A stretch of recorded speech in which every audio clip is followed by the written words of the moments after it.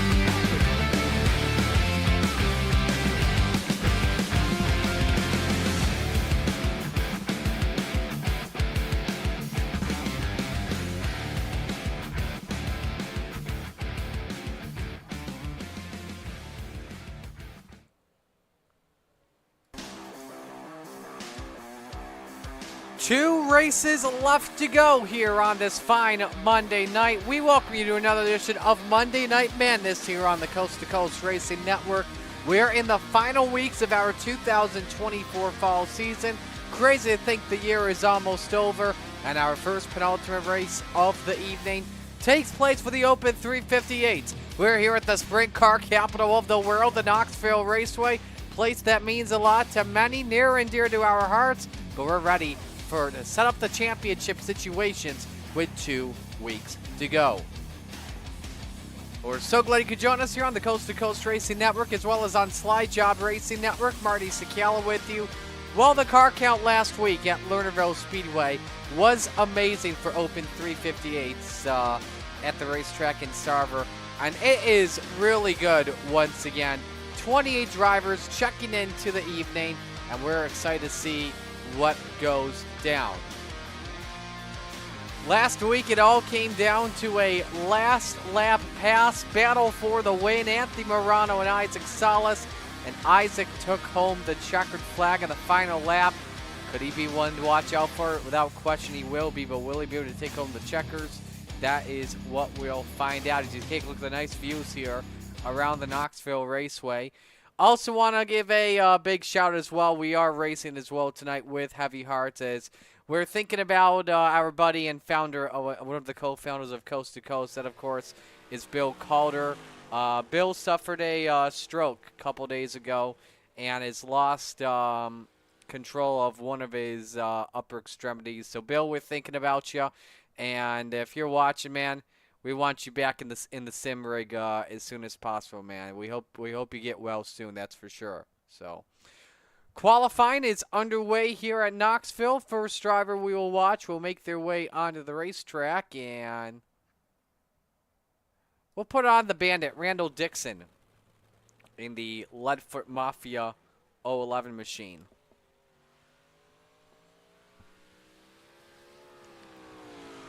Seat times will pop up in the bottom of your screen, and of course in the leaderboard in the top left. We'll give you an idea of how the points look coming on in. Patrick Spangler always does a great job keeping us posted with the points with 2 left in the season.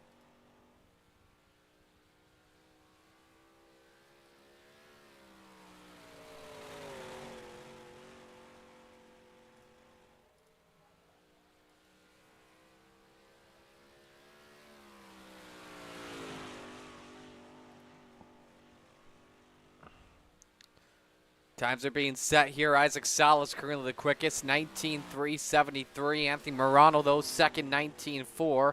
Jake Henry, third, 19.41. Same with Dean Reynolds. Kurt Schatzer rounds out the top 5 at a 19.43. See if anyone pops up in the purple. Quick time, Anthony Morano. The Magic Ant-Man, 19.354. It was a 19.350 on lap 2 for Salas, so it's better, but not quick enough. Let's go to Bob to go in the 70s, currently 10th quick, 19.45. Musso up to 6th. That's Jake Musso. Been a while since we've seen him race with us in Coast to Coast. White flag out for Randy Shreves in the 56. His lap 1 time is 21st, the 19.63. And that will pretty much do it here for qualifying. So Morano is the quickest. We'll have 4 heats for you this evening. And so Harold Klump, Gavin Chatham, Trevor Giroux, Brian Dickens will be your pole sitters for each of the 4 heats.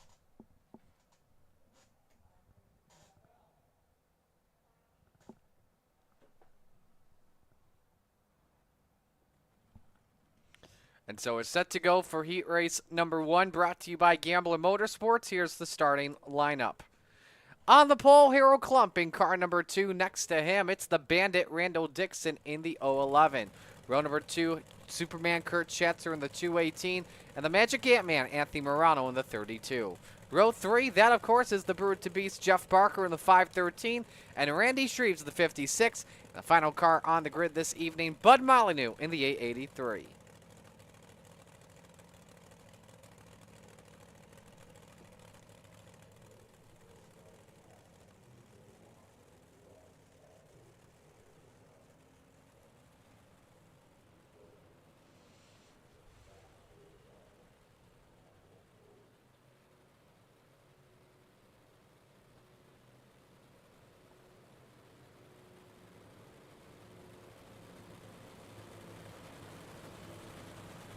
So winner starts on pole position. Top 4 will transfer in the feature. Again, Heat 1 brought to you by Gambler Motorsports, official team of the Coast to Coast Racing League.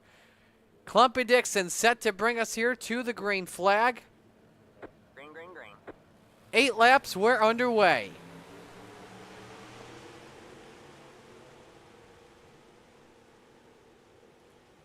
Dixon gets the good jump off of turn number 2. Klump stays in second, Morano third, and Shreves up to 4th. Started 6th, but was able to take advantage of some grid penalties that were carried over from last week. Side-by-side battle for the second position as Dixon leads the opening circuit.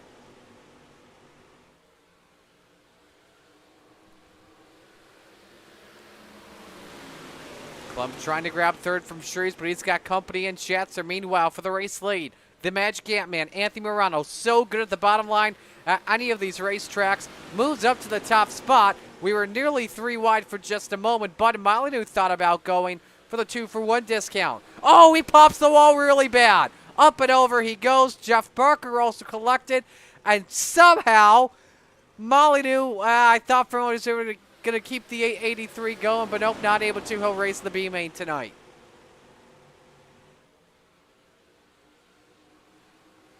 Dixon, Morano, Shreve, Schatzer, your current transfer cars.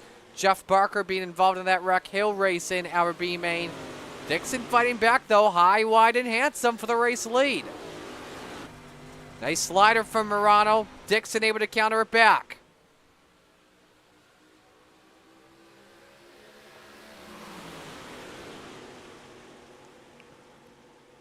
But Morano just so good on corner exit here. And holds the serve for right now. Shreve's up 3 spots in the 3rd position. A lot of good company from Kurt Schatzer. Superman tried to look inside, but decides to hold it back a little bit. Harold Klump goes deep into turn number 3, looking for that final transfer spot. 2 laps to go here in Heat 1.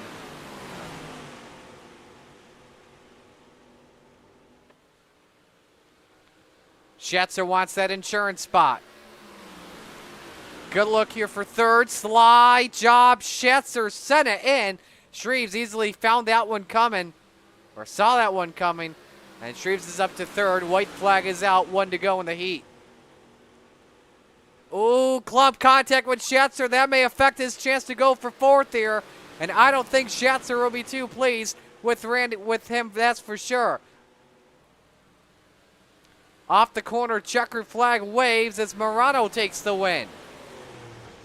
Dixon 2nd, Shreves 3rd. Schatzer, luckily though, makes it in regardless.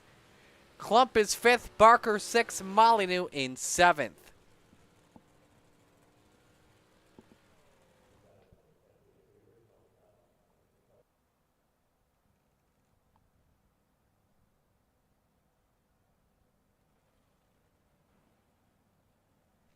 We now move on to heat race number 2, brought to you by Regency Home Inspection.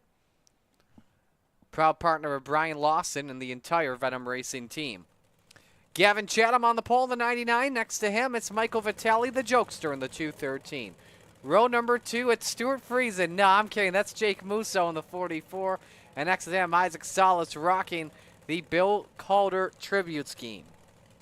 Row number 3, it's Joe Musso in the 00. Next to him, Canada Connor Ross, the 35. With a brand new paint job, I like that.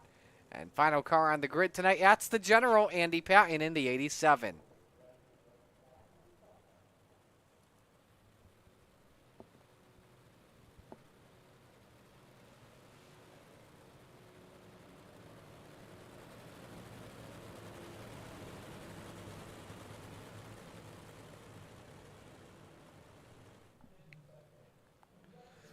Well, let's know who you're rooting for in the chat tonight. We'll always interact with you there as we're set to come to green here for heat race number 2. Green, green, green. Chatham and Vitale, here we go.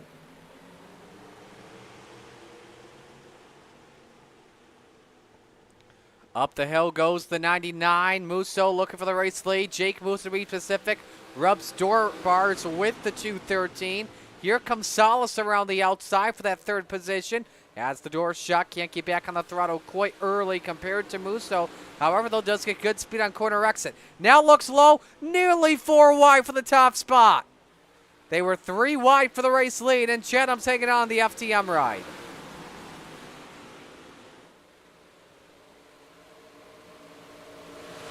Salas very good on corner exit for right now. Vitale hanging on to that 2nd spot. Salas sends her deep. Thought about the slider line. See if he can get that to stick, but not able to just yet.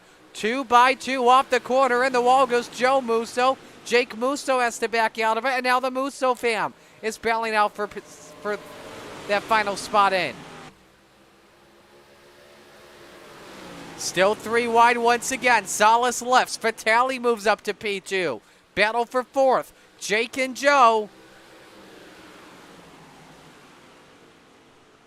Nice glide through the corner there from Jake. Joe gets back on the throttle first as they drag race across the line. I think it was Joe for 4th. We're halfway home here, 4 up and 4 down in heat race number 2.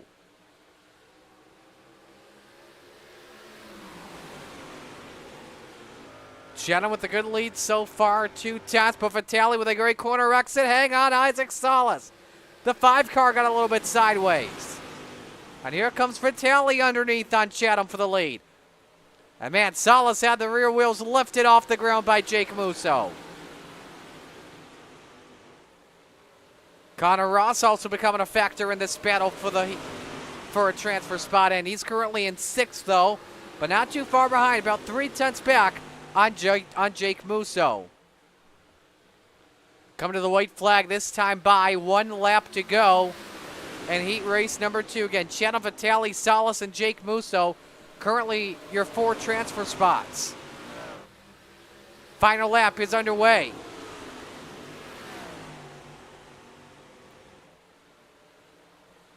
Vitale looking for a run here. Remember, winner on the front row, Vitale turns Tatum. Salas gets collected. Connor Ross goes through. And same with Isaac Salas. Battle for the win.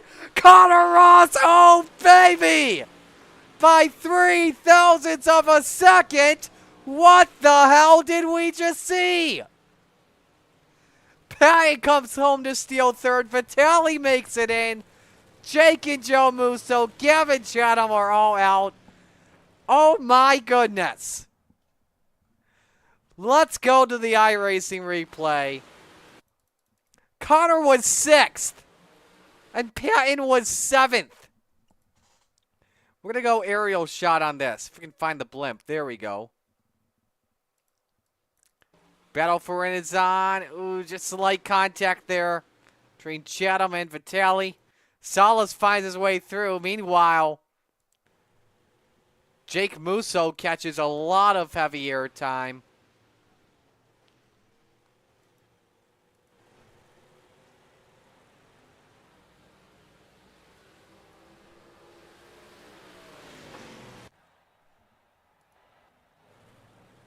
Definitely a lot of air time without question. Heat race number 3 brought to you by Maurer Farm Management. Here's a look at the lineup as the Philly Flyer, Trevor Giroux, is on the pole in the 75. Next to him, Bob D. Good in the 7. Row number 2, Soupy Dan McLaren in car 88. And Jake the Snake Henry in the 171.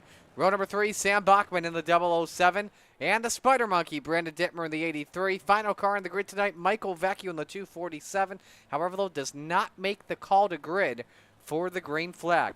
Top 4 transfer heat 3 brought to you by Maurer Farm Management. Official sponsor of the retreads. We're underway.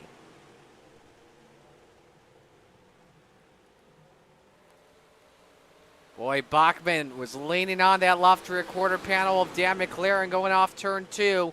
Good battle for that final transfer spot as Jake Henry looks to get into the thick of things. Lap number 1 at the line is led by the Philly Flyer.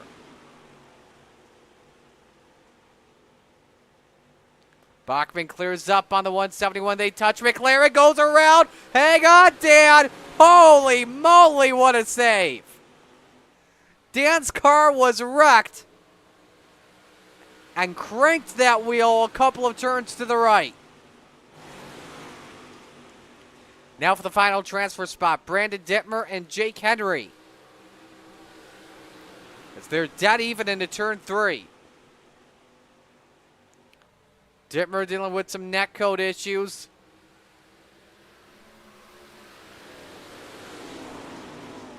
The blinking's resolved. Bachman, meanwhile, has made his way up to 3rd. By the way, Dan McLaren spun. Right now, he's got the fastest lap of the race in the 1957.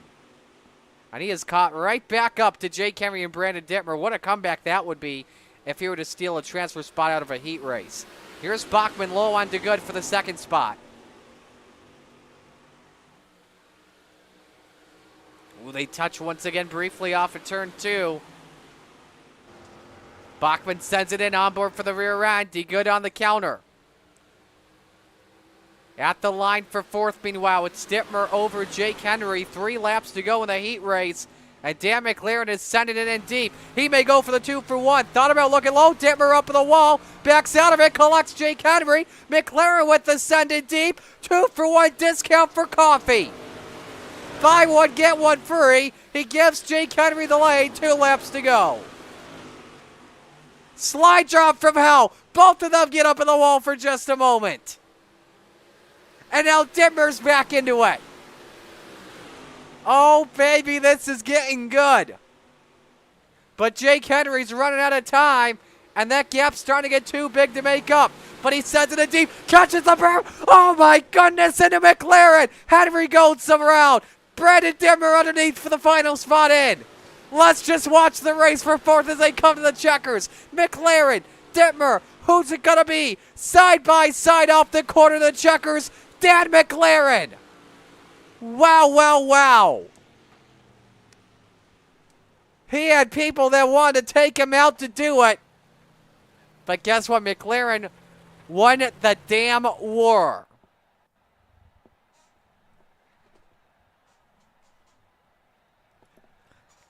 Final heat race is set to go here. Here's the starting lineup as Brian Dickens is on the pole in the 122. Next to him, Sly Job Scotty, Scott Rayome in the 4.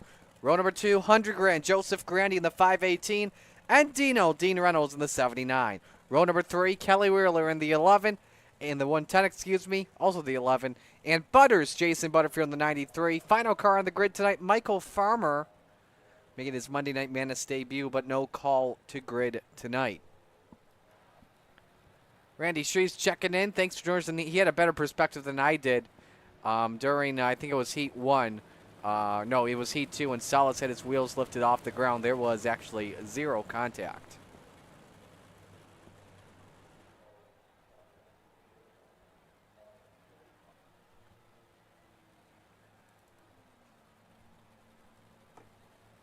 Green, green, green. Green flag waves. Final heat race underway.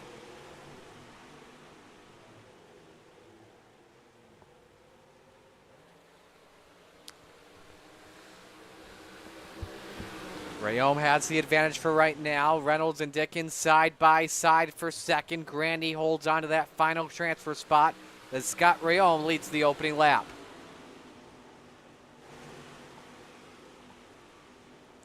Dino looking for a run at the race lead off his teammate. Remember, when Full Throttle Motorsports starts near the front, they always work well together. Up the hill, though, goes Reynolds. Dickens looks underneath, leans on his quarter panel for the second spot. Joseph Scrandy, the final car in. Jason Butterfield went up trying to rip the cushion. They have cost him a little bit of time as here comes Grandy for P3. On board with 100 grand. Doesn't have the spot taken away just yet. Dickens trying to hang on with the slider, but can't do it because Grandy was to his right. He nearly touched going to turn number 3. Hang on there, both of them. Grandy may have gotten the bumper of Dickens, not too sure, but Dickens had a lot of yaw into turn 3. And he was still the quickest car on track that last lap at a 19.6. Grandy still hanging on to that final transfer spot at the moment.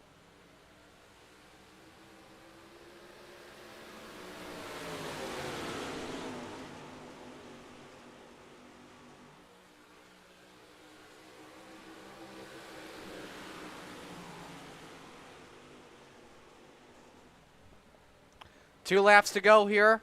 Scott Rayome still your race leader by about 0.3 of a second. Battle for fourth. Jason Butterfield trying to take it away from Joseph Grandy and not have to race the B main. Would still have a good starting spot though. Would be from fourth in our B main this evening. However, remember, the top 8 drivers make it into our feature this evening. Final lap is underway. Rayome keeps her up top. Everyone else downstairs. It's ain't super speedway racing, that's for sure. Rayome opened up a big gap in that FTM Express number 4. Sly Job Scotty to take the checkered flag. He wins heat race number 4. Second Reynolds, third Dickens, fourth Grandy, fifth Wheeler, and sixth Butterfield.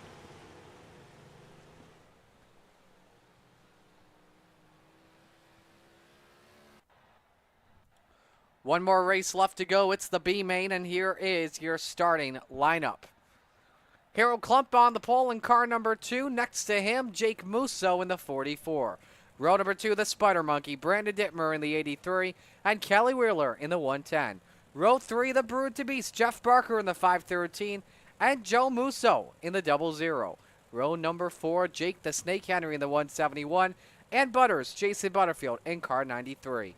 Rounding out the top 10, Jake the Snake Henry in the 171, and I'm sorry, right off the top 10, Bud Molyneux in the 83, and Gavin Chatham in the 99. In the final row this evening, Michael Vecchio, Michael Farmer. Those two do not call to grid. So with that being said, we have 10 drivers. Top 8 make it in, and we'll focus on the 8th place driver when we go green. Let's take a look at the standings coming on in with the drops in effect with 2 races left to go. This is, of course, where the first race can be dropped. If both races were dropped coming on into tonight of the worst races, Isaac Salas would have a 7-point lead on Anthony Morano with Sam Bachman third, 15 points behind.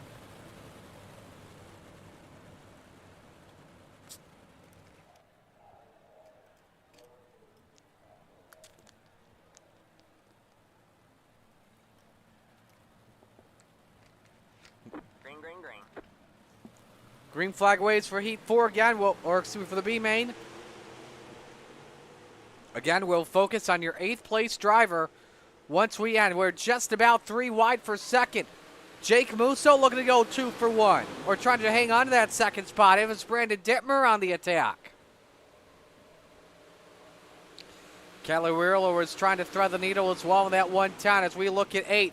That currently belongs to Gavin Chatham in the 99. Jake Henry looks low for the spot. Now he goes around the outside of Jeff Barker to try and take away the position. Is it his for right now? It's right now it is. So now Barker hanging on. Bud Molyneux now immediately to his outside. Ooh, Barker though caught the berm. Lost a lot of time and momentum. So move Molyneux up to the spot.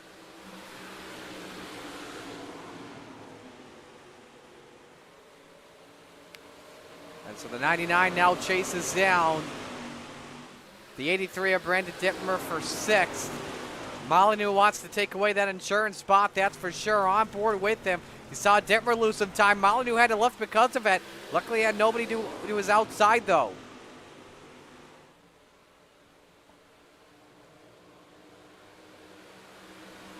Chatham and Dittmer still remain wheel to wheel for 6th.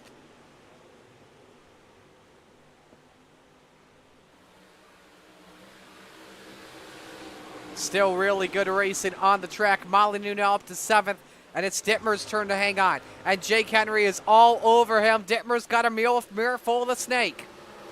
And the snake is underneath that spot. Can he send it in with a slide job? No, not just yet.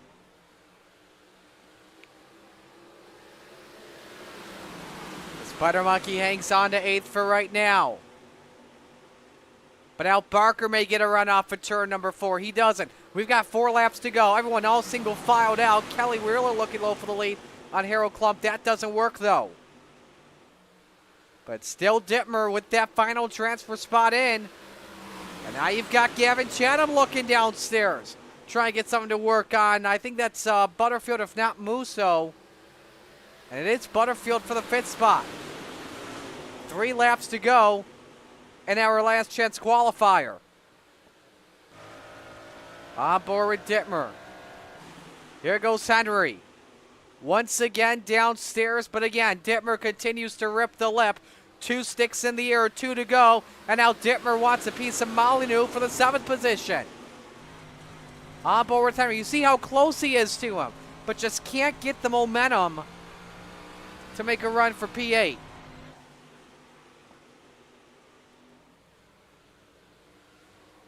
Gavin Chatham, though, experimenting at the same time while knowing he is in the show. He is making that low line work. His second pay. Oh, look out! Butterfield up in the wall, around he goes! Brandon Dittmer is in for now. Now he's out. Barker's got 8th. Molyneux sends it up the hill. Here comes Dittmer. Molyneux with no yaw. 3 wide. Who gets in the show? Barker 7th, Molyneux 8th unofficially. Dittmer goes home. Wow, wow, wow, wow, wow.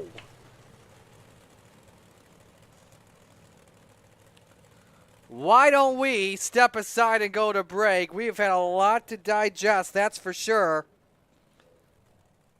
Well, when we come back, first feature of the evening on the Coast to Coast Racing Network.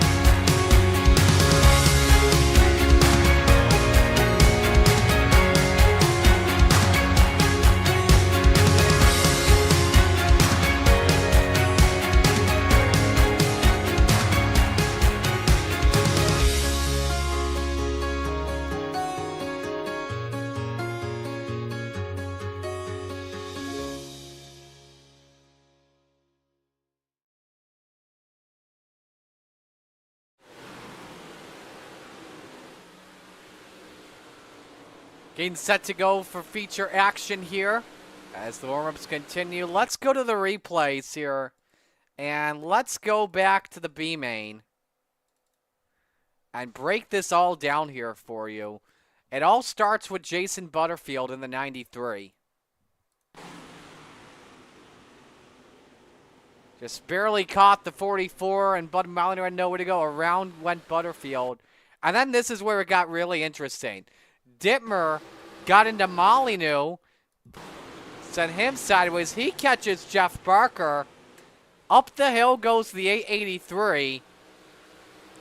And then they're 3 wide. Look at how close this is. Oh, my goodness. You know what? I don't know. Oh, my goodness. It was that close. How close was it per iRacing in that B main for the final spot? That was close by 15 thousandths of a second. We had the photo for the Heat 2 when it was Connor by 2 thousandths. So, but the track is reset. Let's meet the field and give you your RSN trackside starting lineup. On the pole, the Magic Ant-Man, Anthony Morano in the 32. Next to him, it's the Canada Connor 35, Connor Ross. Row number 2, the 75 of the Philly Flyer, Trevor Giroux. Next to him, it's the 4 of Sly Job Scotty, Scott Rayome. Row 3, the Bandit, Randall Dixon in the 11, and Sly Job Isaac Salas in the 5. Row 4, Sam Bachman in the 007, and Dean Reynolds in the 79. Rounding out the top 10 are Andy Shreves in the 56, and the General, Andy Patton in the 87.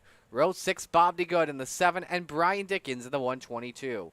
Row 7, Superman, Kurt Schatzer in the 218, and the Jokester, Michael Vitale in the 213. Row 8, Soupy, Dan McLaren in the 88, and 100 grand, Joseph Grandy in the 518. Rest of the field looks like this. Row 9, Harold Klump in the 2, and Kelly Wheeler in the 110. Row 10, Joe Musso in the 00, and Gavin Chatham in the 99. Row 11, Jake Musso in the 44, and Jake the Snake Henry in the 171. And the final row this evening, Bud Molyneux in the 883, and the Brutal Beast, Jeff Barker in the 513. Hello to those checking in the chat. Chad Cote, the Goose, rooting for Dino.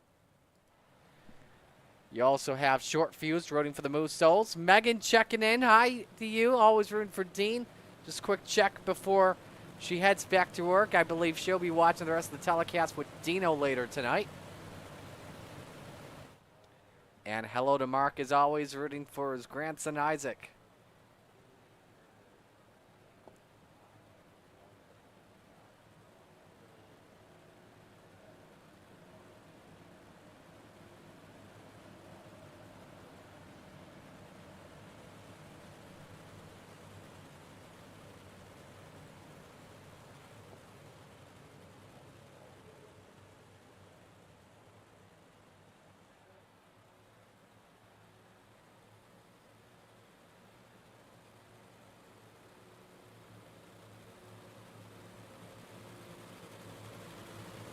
Alrighty, so we are set to go racing.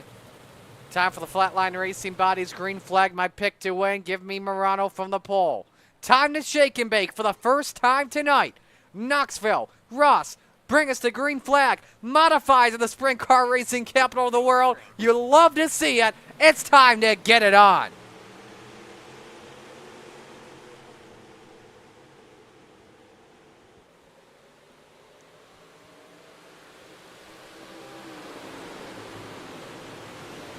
As always, the fireworks go up into the night, taking the green flag here. Jeff Barker, Jake Henry have crashed. No caution flag.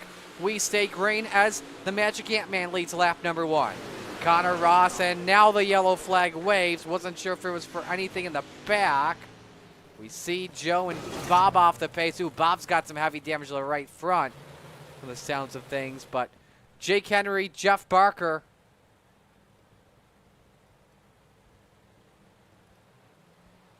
First two that were involved, and let's get you a look at the replay as we show you what happened. May have been an iRacing admin controlled yellow. Starts in the back when DeGood caught Kurt Schatzer, and once again the 44 caught a lot of air.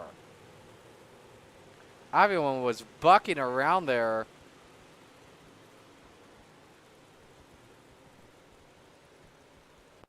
Here's the onboard with the snake.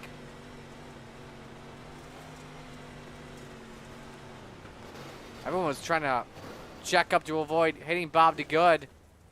A lot of drivers really paid the price. Barker, Henry were the two most notable. You see the right front sticking off.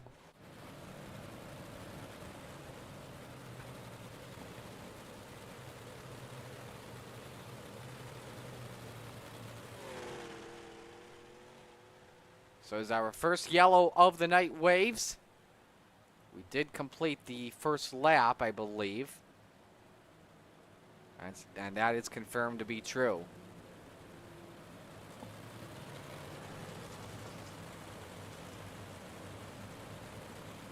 Oh, Marcus Dad Graham says Arlen. I forgot Arlen uses Mark's account. Force to have it.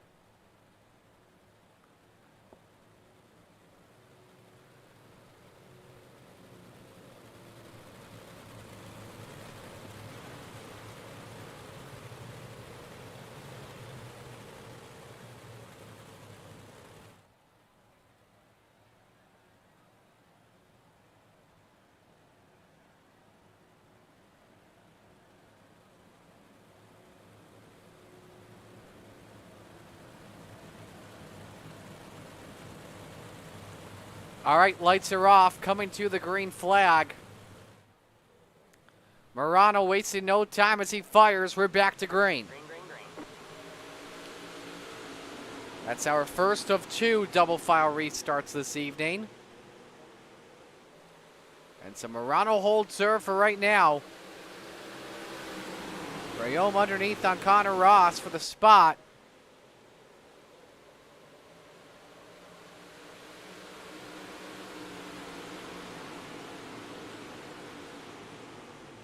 Not able to take it away there for right now.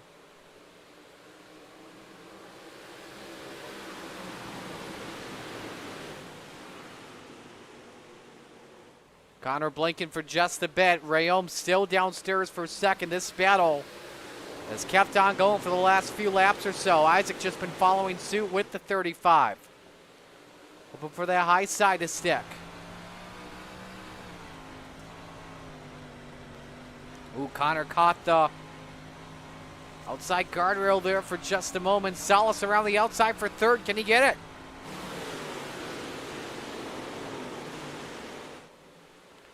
Dean Reynolds following suit there in that 79. Behind him, Sam Bachman in that 007.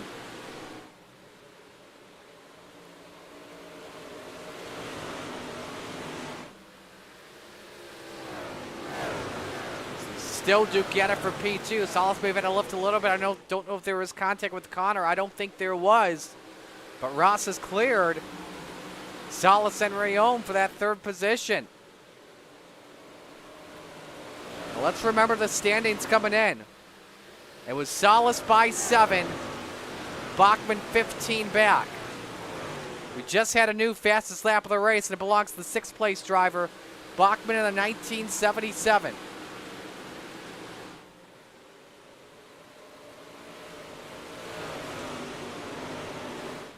But this battle has just been amazing. We show you a lap from the Chapman Racing drone as we work lap number 9. Salas stays in P3.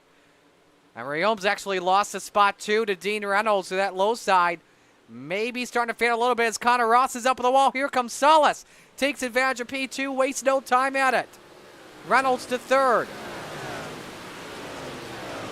A lot of time was lost there from Canada Connor. Lost nearly a handful of spots. As Rayome has to send in deep.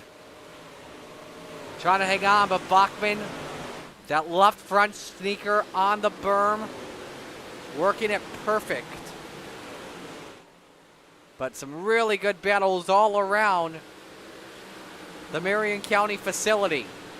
Morano still leads. That's been a constant gap. 1 second advantage on Isaac Salas. Reynolds third, Ross fourth, Bachman fifth. Let's show you Connor trying to fight back.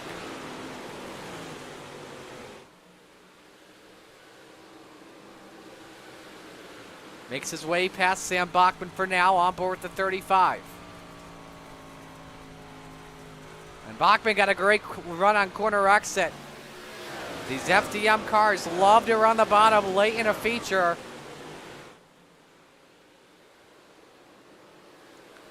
Will it work for Bachman? Not just yet. Some other battles on track 3 wide. Trevor Giroux ripping the top shelf in 7th. But how about that 99 Gavin Chatham? Started 20th.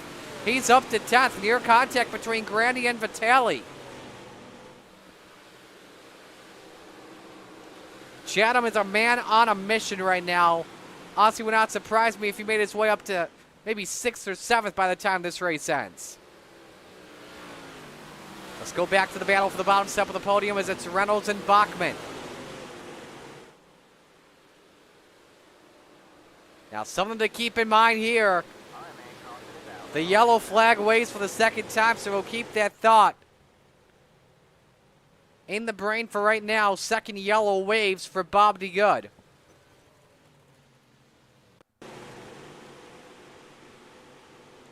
A look at what happened. Ooh, a lot of contact there all around as DeGood gets sideways.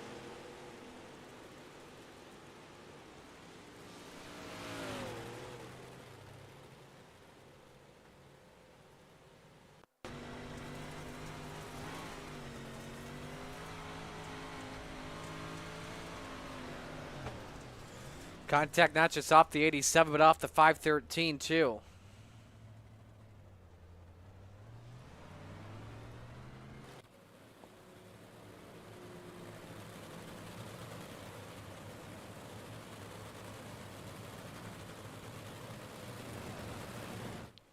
So something I was going to bring up here too. Your top 3 in the championship, 1st, 2nd, and 4th. Right now, no contact between each other.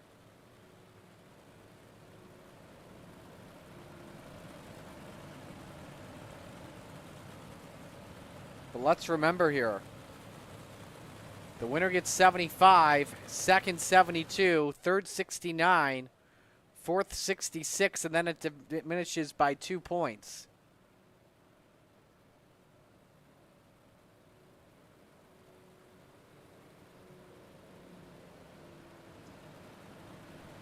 And there is bonus points on the line if you finish with 0 incidents. And you lose 1 point for each incident point.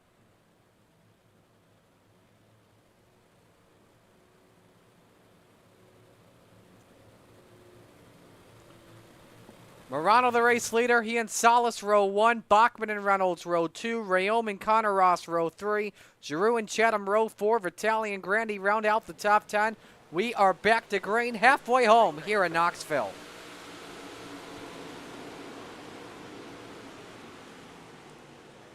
Salas ripping the top, trying to get a clearance on Dean Reynolds, and that's the case. Now does Bachman have a chance at 3rd from the number 79? He does without a doubt. As we got cars all around, one up in the wall. I think that was Brian Dickens. We stay under the green flag for now. Still 3 wide for 3rd, and Dino's got Bachman cleared. Scott Rayome, Connor Ross, Gavin Chatham all in this battle too. Chatham now up 13 spots in the 7th. Your second biggest mover is up at 9. That's Jake Henry in 13th. Chatham now could go up 14 past Rayome.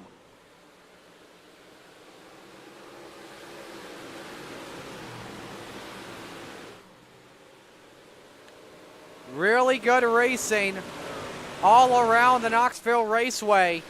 12 laps to go. Look how tight that race it is between Ross and Bachman. And the 35 car nearly up to the wall once again. Somehow he still has the 5th spot. Now here comes Chatham looking for their spot in the top 5. What a night the 99 is having. From a mid-place finish in the B main to now up 15 spots into 5th. We're coming to 10 laps to go. Do not be surprised now at this point if Chatham contends for a podium spot. And now the leaders all hugging the bottom of this racetrack. And man, Chatham barely had Connor Ross cleared. Chatham's up to 5th. It's the high side in 1 and 2 and the lower groove in 3 and 4. That's where you want to be right now. Chatham trying to get past his teammate for 4th.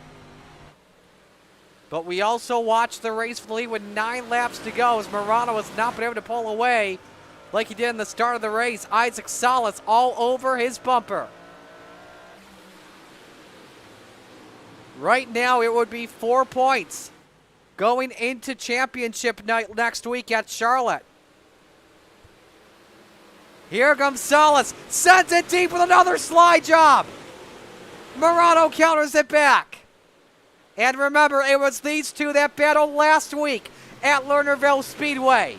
Morano dominated that race. He led 29 laps, and then Salas stole the checkered flag from him on the final corner. There was some contact off in turn 2, but it was just good, hard racing. 7 laps to go. Different grooves. Salas decides to mess up with the top. Not a lot of drivers were using that in 3 and 4, and he lost some ground. The gap is down to 0.4 of a second. 6 laps to go. Salas up in the wall for just a split second. He's blinking once again. He's so good where Morano is.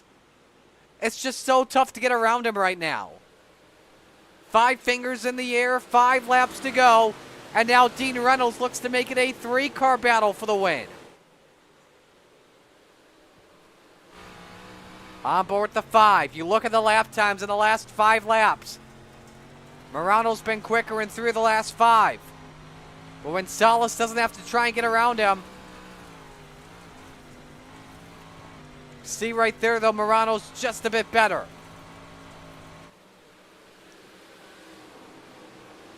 Four laps to go. Who will take the victory here tonight?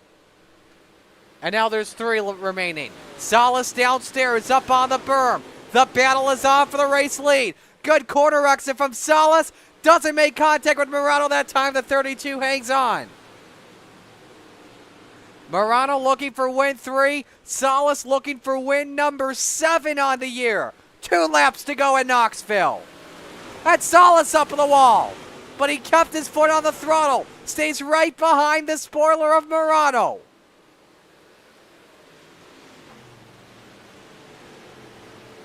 They keep it in 3 and 4 downstairs. Final lap in Knoxville. Your top 2 in the championship going at it. And now is it Salas' time. Keeps her downstairs. Doesn't throw the slide job this time. He wants to make sure he has the ball for 3-4. They get together once again. Morano slams the door into 3 and 4.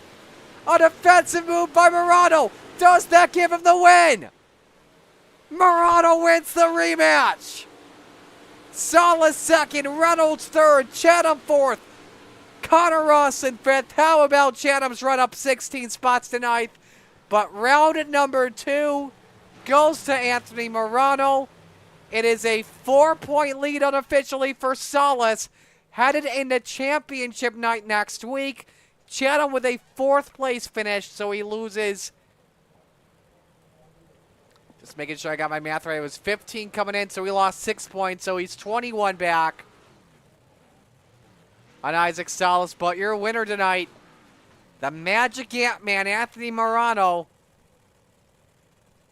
takes it in round 2 and another thrilling finish over his close rival for the championship. Pull up the results here from this evening. Just under 0.2 of a second the margin of victory. Again, brought up Gavin Chatham, your biggest mover of the race. Nice runs as well from Vitali and Grandy up through the field.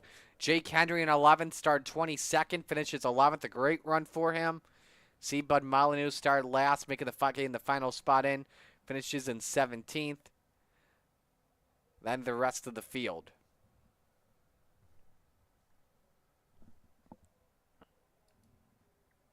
And we are ready to go with your top 3 finishers. And we'll begin with our 3rd place finisher, Dean Reynolds. Dino, you probably had the best view of anyone watching that finish, that's for sure. Yeah, I did something a little out of my comfort zone. I saw Gavin coming up in the relative, and I said, "Oh shit, Gavin's got to be running that bottom because he found that bottom down in the B main there." And I said, "You know what, Anthony and Isaac, let me see if they stay up top of 1 and 2. The 3 and 4 are definitely the bottom was the way to go. 1 and 2 is still faster up top." I said, "Maybe you can grip." And maybe I can get underneath him coming off 2, get lucky, and maybe he could do something going into 3. But not enough, but it was enough to stay third. I mean, if I stayed up top, it would have stayed third. And there, when you got the best 2 in coast to coast in front of you, you just got to hope to get into each other. That's about all. Absolutely. How'd you feel about your race car, though, throughout the night? Oh, the Swanee set was very good. It was funny. We all ran the base set. Every one of us in the Discord ran the Swanee base because it feels good at Knoxville, and we all just tweaked the gears of what was comfortable for us. And we ran it, and it just worked out perfect. So, I mean, I don't know what Isaac had in his set. I know he does a lot of Swanee sets, but we had a good one. Who do you want to give shout-outs to? Well, we got to thank the guys from Full Throttle Motorsports. We had a lot of fun in that race. Everyone had some good runs. Gavin got the hard charger, I believe, and Sam was really good in that one there. And, congratulations to Anthony for winning. And, and props to Isaac for winning, for running the Bill Calder paint scheme. That was cool. So, Full Throttle Motorsports. Thanks to the guys from Team Venom back in the day when they hung out in their Discord. A lot of fun, and we have a lot of fun racing with Isaac and Trevor and the gang. Thanks to you, Marty, for welcome back, and good to hear your voice. We miss you on Thursdays, but Shaggy's doing one hell of a job on Thursday. Regency Home Inspections, got to thank them because if it wasn't for them, you wouldn't be here on Monday. So we got to thank them, and hopefully Megan's working, so hopefully she'll watch the replay. My dad is probably watching, so I got to thank him. And hey, good solid podium. I'll take it, and we'll be happy with that. Absolutely, man. Well, great job. Congratulations. We'll see you in Renegades. Sounds good, Marty. Thanks a lot, and we'll talk to you later. All righty, Dean Reynolds, our third-place finisher. Let's go to our second-place finisher, Isaac Salas. Isaac, that was a heck of a battle. What more did you need for Anthony? I don't know. The top of 3 and 4 to finally come in, so it could be a little bit of multi-groove, I guess, in 3 and 4. Yeah, I mean, yeah, it was tough to see. I saw you exploring options. Like, it looked like you had a better car than Morano tonight in the end. It was just tough to get around him. Yeah, and that's perfect defense, honestly. Running where you need to exactly be at for 1 and 2. I was able to get almost to the outside of him in 1 and 2 on like 2 or 3 spots there. But he just got just that good of enough a run to stay in front of me, and bottom was the place to be in 3 and 4, so it was kind of just, hopefully he makes a mistake, and knowing who it is, it probably wasn't going to happen. So yeah, I tried to do bottom 1 and 2, like twice there towards the end, and I got close, but no cigar, so I'll take it. The final laps looked a little bit similar to Lernerville. I think the biggest difference in all of that was, there was no contact. You kept it clean. That was most important. Yeah, for sure, and a little bit of it comes back to just kind of how these last few weeks have played out, and knowing that I need to make sure that I was on my game. I knew he'd be on his game, if I'm being honest. And you can ask Morano. I look up to him as a perfectionist basically on the track. So I knew that I had to be on my game and just hit all my marks. And if I could be perfect, then he'd give me maybe one chance here or there. And but that's all it was about. It's just, good sportsmanship, and I really respect Morano a lot. Who do you want to give shout-outs to?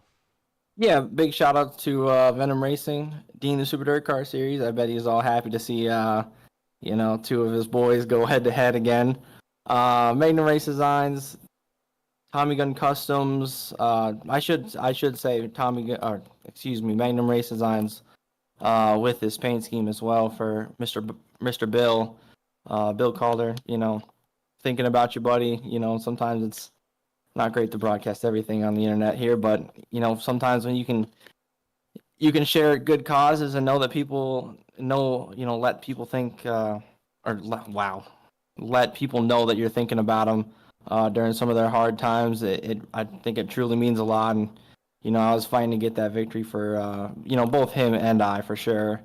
But yeah, JRB Designs, RSN Trackside, Mission 22, Top Notch Truck with Gramps, Shaggy TV, Regency Home Inspections for the sponsorship as well, to the division, Coast to Coast. Thank you for the broadcast, Marty. You do a great job. Gotta see if anyone's sticking around. Maybe I'll come be a booth boy. Who knows? Yeah, come on by.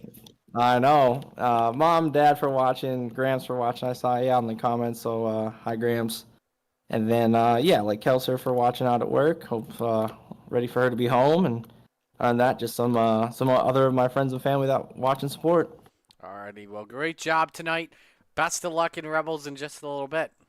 Awesome. I appreciate you, buddy. Alrighty, Isaac Salas finishes second, but let's go to Victory Lane. Talk to your winner, Anthony Morano. Anthony, a great performance. But this time you won the rematch. How's that feel? Pretty good. I'm still hunting down the points here to beat Isaac for the Open 358, so every point counts right now. I want to get to that in a moment. I believe unofficially it would be 4 going into championship night, but let's talk about this run regardless, though. It was pretty much all about having a really good heat battle. Sorry. Having a really good heat battle at the end. I was watching something pretty funny on my phone. Yeah, it was a lot to do with gearing and being able to keep your momentum up pretty much from the drop of the green in practice. So I was just playing around with gear a lot. Yeah, really, I'm not real comfortable running the top, especially in 1 and 2, but I knew if I wasn't up there, Isaac was just going to blow my doors off sooner or later. So just doing that, and 3 and 4, I'm always real good on the bottom. So just going down there, protecting that line, and end up paying off at the end of the night. Where did you feel you were probably better than Isaac tonight? Probably the bottom 3 and 4. All right. Well, what do you expect going into Charlotte next week, man? I know I'm pretty sure we ran Charlotte Open setup already this season, and we put on a pretty good show. I ran around the bottom, and he ran around the top. So hopefully it's as good as it was then, and it'll come down to the final laps, and we'll see how that goes. Who do you want to give shout-outs to? First, I want to say hi to Bill Calder. I know he's a bit under the weather right now. Hopefully he can get back out here soon racing with us. Gotta thank my wife Sherry, the boys over at FTM, Dean with Super Dirt Car, Logan at High Mom Lens, Swan Speed Shop, DJ Sim Shop, Expert Installation, Castleberry Flagstone, MDI TV, and GripHack.com. And you for doing a broadcast, and everyone here at Coast to Coast and Regency Home Inspections. Alrighty, man. Well, great job. Congratulations. And we'll see what happens next week, man. All right, Marty. Thanks a lot, buddy. That's Anthony Morano. The Magic Ant-Man takes the checkered flag, I believe his 4th win of the season. Let me double check. Yep, nope, 3rd win of the 2024 fall season. Well, when we come back, it is Rebels action. Time for our B division right here on the Coast to Coast Racing Network.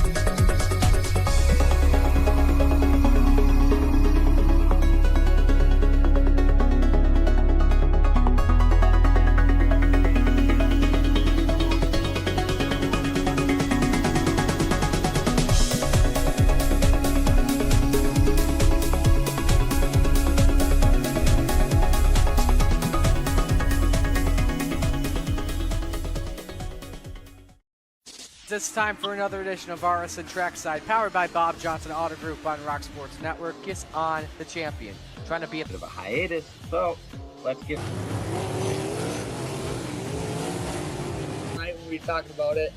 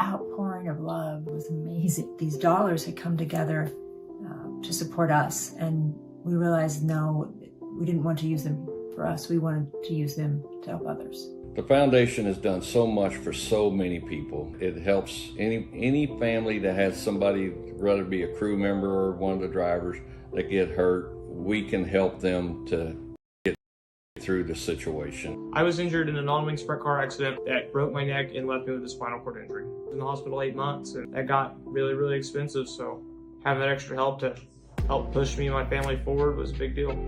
I was involved in a pretty gnarly sprint car crash. Found out my brain was swelling and bleeding. Pelvic bone was broken. I had 2 cracked vertebrae on my back, and I was in the ICU a little over a week. The Steve King Foundation reached out to my parents. We received a donation from them. Immediately they started me on what's called neurofeedback, and insurance did not cover the neurofeedback appointments. So we received another donation from the Steve King Foundation. It really helped a lot, and I just want to say thank you. Thank you from the bottom of my heart to the Steve King Foundation for everything that they have done for me.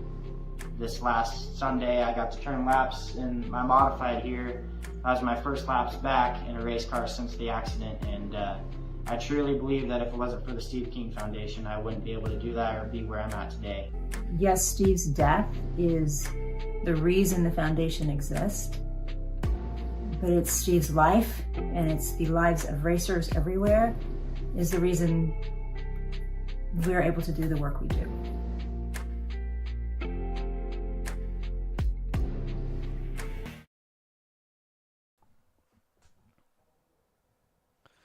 We're back here as Rebels qualifying is just wrapped up. Donovan Ross, your pole position at a 1586. I believe we've got 2, if not 3 heats for you this evening. Let's just confirm here per iRacing. And we do have 3 heats this evening. Heat race number 1 is brought to you by Gambler Motorsports. Here's the starting lineup. As Randy Treves is on the pole in the 56, next to him, the Goose, Chad Cote, in car number 11. Row number 2, Shaggy, Zach Chapman in the 72. Next to Devo, Donovan Ross in car number 5. Row number 3, the Moose, Jake Musso in the 44, and Greg Parmalee in the 4. Final car on the grid, you've got Joseph Granny, the 518. Why can't we just have 8 cars and have the 44 and the 4 on row number 4? See where I'm going at that? Just saying. Just saying. So. There he is. Butters is finally here. Took you so long, man. Took you that long, man, to finally get into the chat.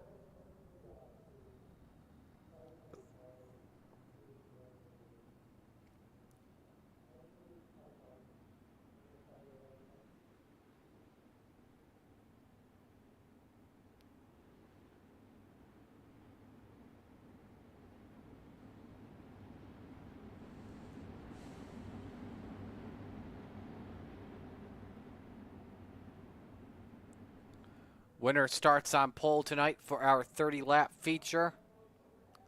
Everybody makes it into the show, and I believe we'll go one extra lap here, and that is the case.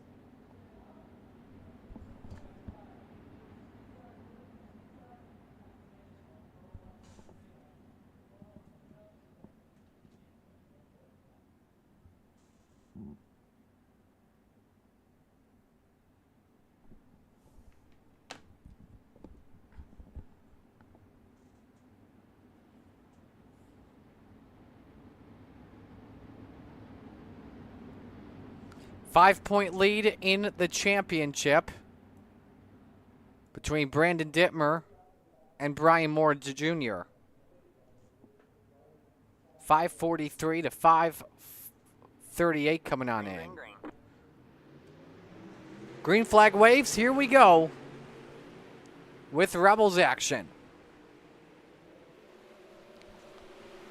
Quick start off the corner as Chad Cote has the edge. Randy Shreves, though, sends it deep, trying to hang on to second on Donovan Ross. Lap number 1 at the line, led by Chad Cote, and Devo's got control of the second spot.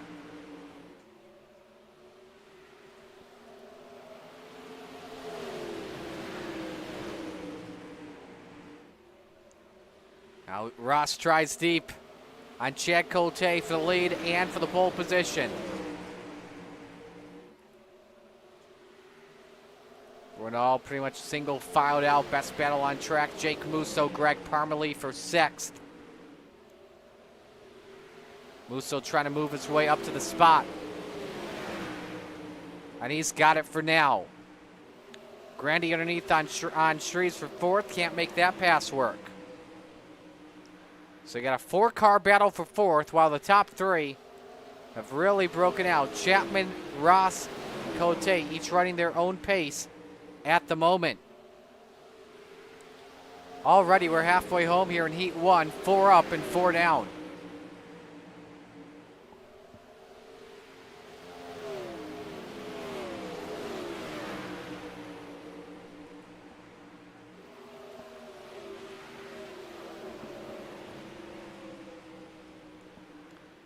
Here comes Grandy for that 4th spot. Again, everyone in. We do not have 4 heats this evening. Grandy, oh, that's tight with Randy Shreves, but gives the 56 a lane to work.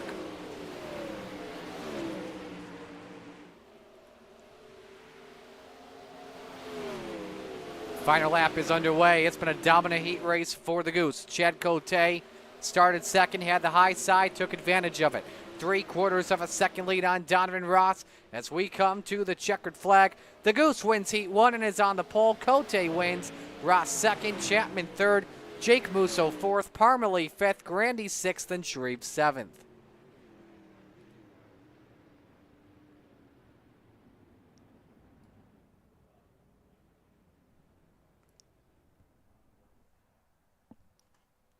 We now move on to Heat 2, brought to you by Regency Home Inspection, proud partner of the Open 358s. Brian Lawson and the entire Venom Racing team. The Bass Man on the pole, Roger Craig of the 747. Next to him, it's Brian Moore Sr. in the 883. Row number 2, the Spider Monkey, Brandon Dittmer in the 83, and Isaac Salas Slide Job in the 5. Row number 3, Joe Musso in the 00, and Mike Kramer in the 70. Rounding out the grid here tonight, Bob Curtis in the 012. Roger's got a great paint scheme as well. Obviously, we're dedicating this week to our buddy Bill Calder, one of the co-founders of Coast to Coast. But also, it is Autism Awareness Night. Of course, many people on the autism spectrum.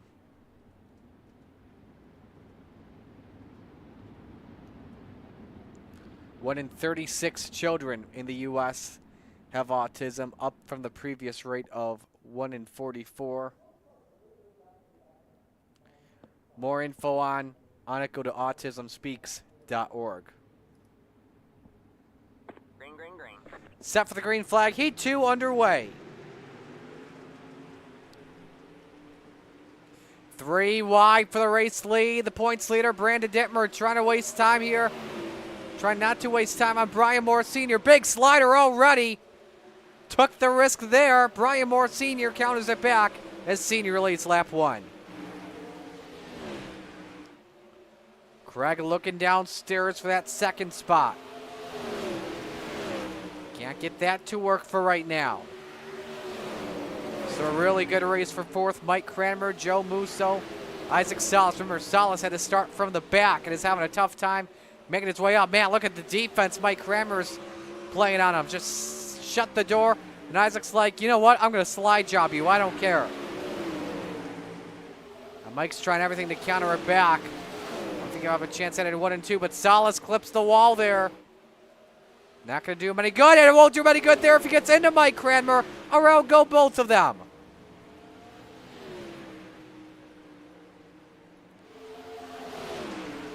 Well, that's not going to work, that's for sure. Dittmer, meanwhile, trying everything to get the lead from Brian Moore Sr. He's the quickest car on track at a 16:09. But he's got 3 laps to try and start on the front row, or else that's going to Brian Moore Sr. Nearly biked it there in turn 1. That last time by, Moore Sr. picked up 3/10.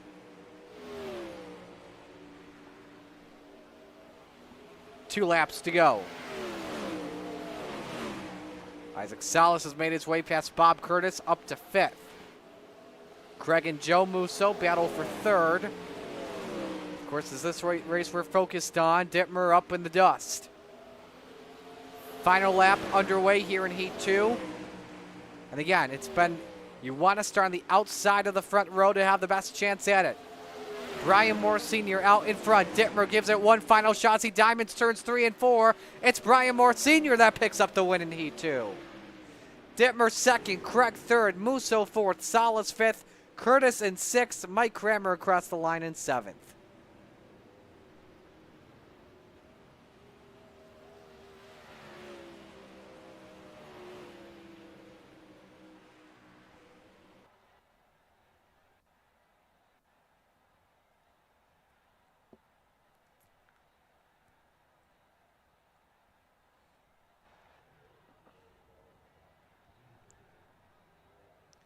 Alrighty, we move on to heat race number 3, brought to you by Maurer Farm Management. And the Generals on the pole, Andy Patton in the 87. Next to him, Cale Bixler in the 789. Row number 2, Brian Moore Jr. in the 09. And Soupy Dan McLaren in car number 88. Row number 3, the captain, Gary Taylor in the 34. And Steve Maurer in the 888. As we get set to go green, a reminder to let us know who you are rooting for. In the chat, we'll give you a shout out live and on the air as always.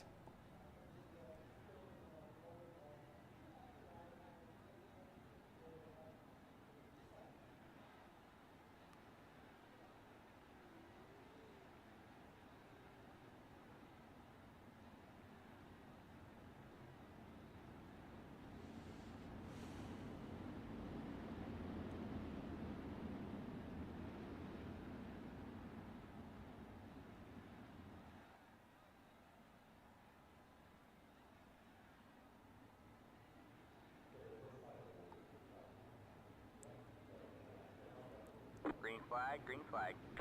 Here we come to the green, heat 3 underway.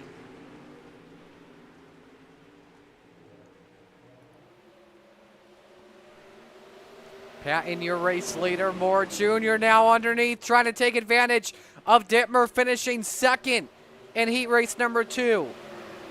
He would have the advantage by 2 spots going into the feature tonight.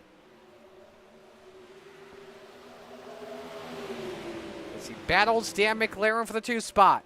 Your top 2 keeper up top. Moore Jr. trying to test the bottom and see if that works out.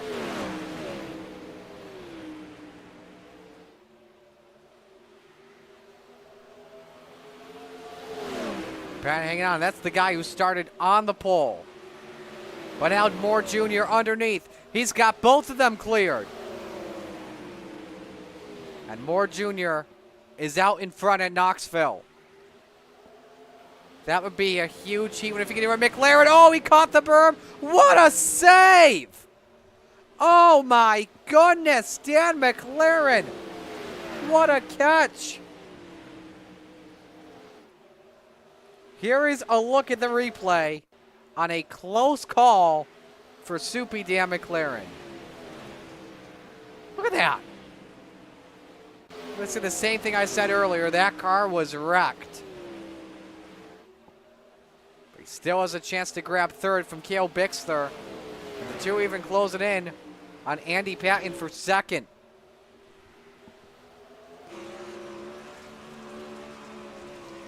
On board with Dan McLaren. Underneath he goes. Battle for third. No berm catch this time. Look out for Andy Patton, though. Set in way too strong where he didn't even realize he was catching up on the 87. Patton flips it. Does a wheelie. Gary Taylor catches him. 360s in a round. Does another wheelie. And somehow that car is still going. If that can make it around for one more lap, I'll be damned. Brian Moore Jr., meanwhile, the Heat 3 winner. Big Heat win for him as he'll start third to Brandon Dittmer's fifth. Cale Bixler second, a great starting spot for him. Steve Maurer third. Andy Patton was able to complete one lap around and finish fourth. Absolutely amazing. Taylor fifth, and Dan McLaren in the end finishes sixth. Even Taylor drove that thing around with a hard impact. All right, step away here from warm-ups. When we come back, featured time on the Coast to Coast Racing Network.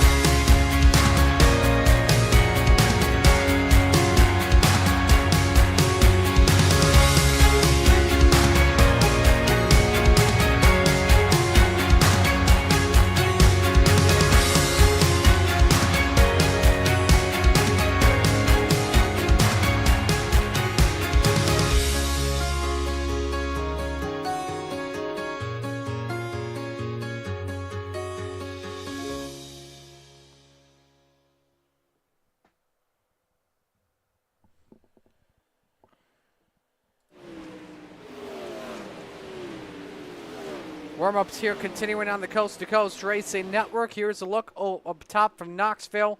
Joseph Grandy the quickest, 16.364. Isaac Salas second, 16.40. Brian Moore Sr. third, 16.41. Dan McLaren fourth, 16.53. Donovan Ross fifth, 16.56.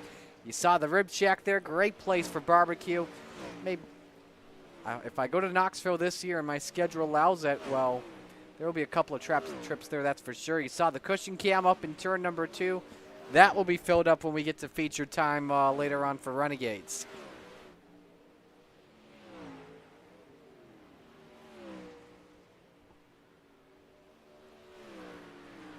So as the checkers wave here on warm-ups.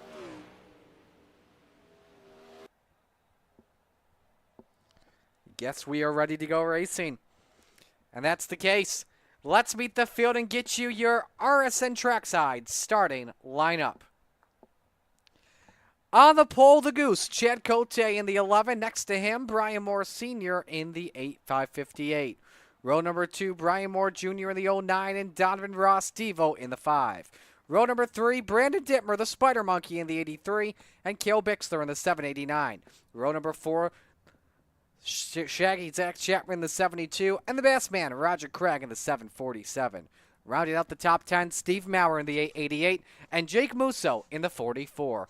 Row number 6, Joe Musso in the 00, and the General Andy Patton in the 87. Row 7, it's Greg Parmalee in the 4, and Slide Job Isaac Salas in the 5. Row number 8, the Captain Gary Taylor in the 34, and 100 Grand Joseph Grandy in the 518.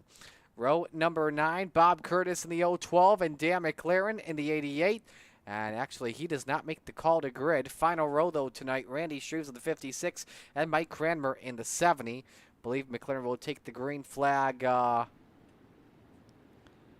Believe he'll be in the pits when the green flag flies, so eventually we'll see McLaren out there.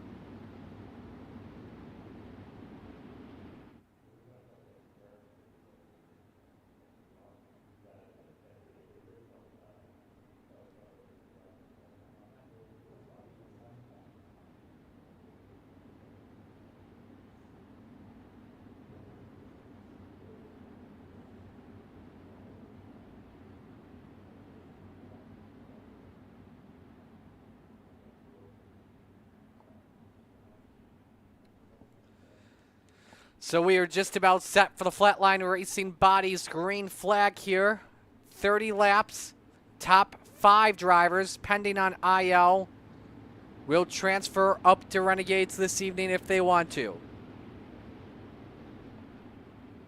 Second time tonight that it's time to shake and bake. Steve King, Foundation Pace Truck on pit road. Chad Cote, Brian Moore Sr. bring us to the green flag at the sprint car capital of the world. It's time to get it on.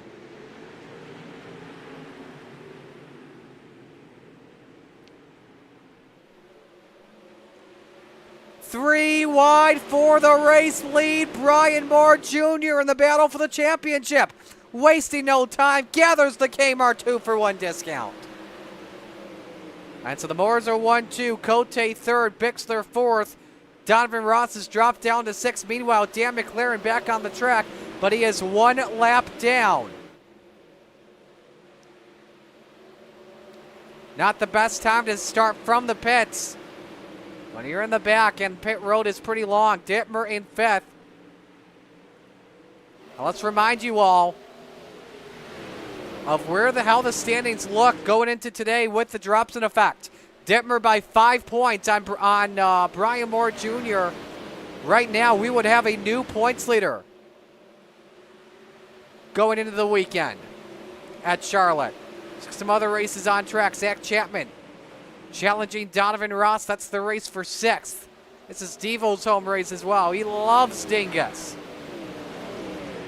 Love to put that car on the podium tonight. Chapman's kept that car in 7th from the drop of the green flag.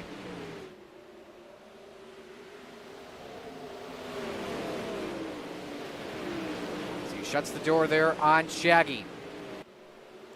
You saw as well Dan McLaren trying to get past Brandon Dittmer. He's got a couple of races he's got to go through.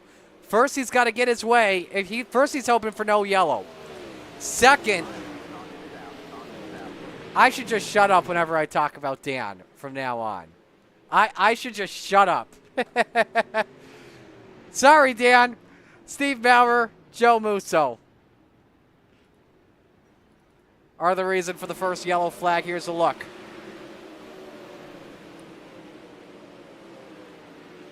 They just got to get it. Ooh, big impact for Steve Maurer. Mike Kramer may have got a piece of that as well. And let me tell you something. Knoxville has not treated Steve Maurer friendly. Off the track, they treat him friendly when he's in the stands. But when he's driving on the virtual track, it does not treat him well. Here's the onboard with Joe Musso. Oh, that was net code. The tires did not even touch one bit. You see Mike gather a piece of that as well. Left front broken on the 00.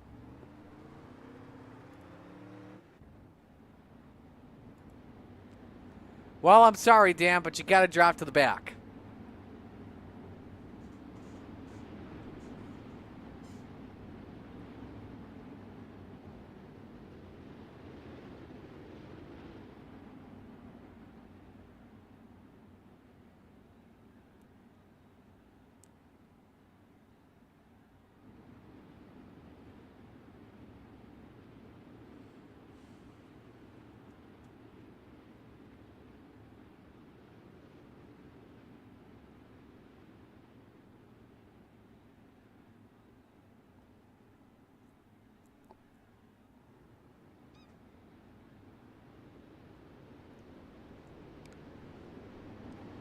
First yellow just came out moments ago. Let's reset the field. Brian Moore Jr. is leading with Brian Moore Sr. in row number 1.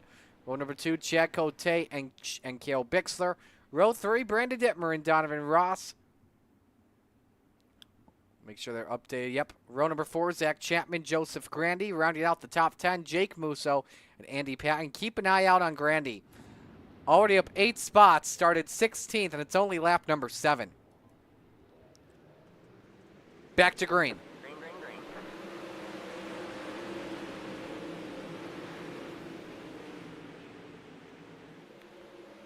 Moore Jr. able to hold serve. Look out, mid-pack. Grandy lost some time there.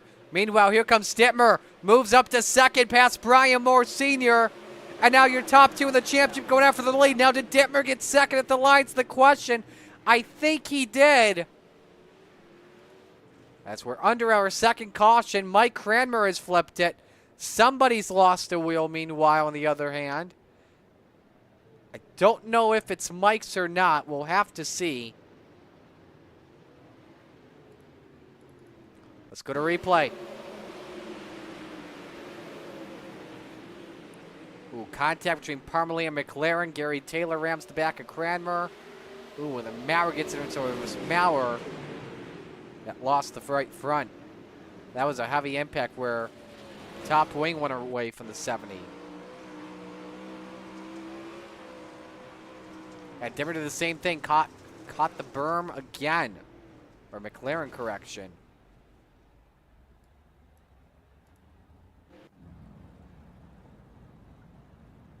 So Mike has a quick repair. I think we want him on the lead lap here. So he got back on the pit road, used a quick repair, and yeah, that is the case. And everyone else is slowed up waiting for the Steve King Foundation pace truck. That pass was big there for Brandon Dittmer to move up to second. Past Brian Moore Sr. as he would have a 2-point buffer going into Charlotte. But now it sounds like he's being asked to move back. Oh, that is a heartbreak. About to have second, the yellow flew before he crossed the line. That is what they are saying.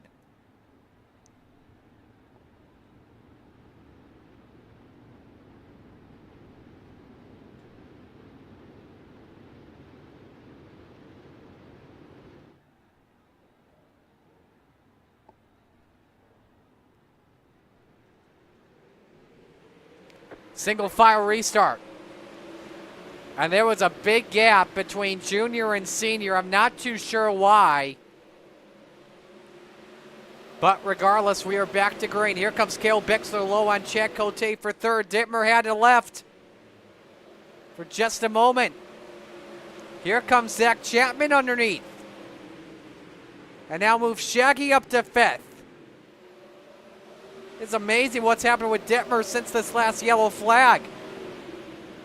Right now, Junior's got the points lead. Grandy gets a little bit sideways in the background. Now the Spider Monkey's down a couple spots. Junior leads by 1.3 seconds. Chad Cote looking to take away third from Cale. And what a run the 789's having. Normally we see him as a back marker in these types of races.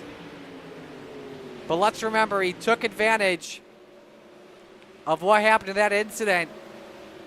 It was McLaren, Taylor, a bunch of others. Patton got a good finish out of it. Started sixth. And now he's in third. 12 laps complete. Dittmer hanging on to fifth. Can he defend it over his fellow booth boy? Oh no, Dittmer up on the wall, rode it for just a moment.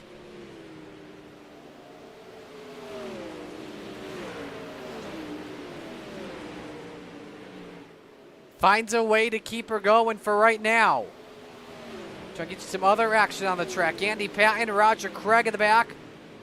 Oh, do we have someone losing? Oh, that was Senior! Brian Moore Sr. Oh, Grandy! Cote! And another car, I think that was Solis, and Patton runs into Grandy hard.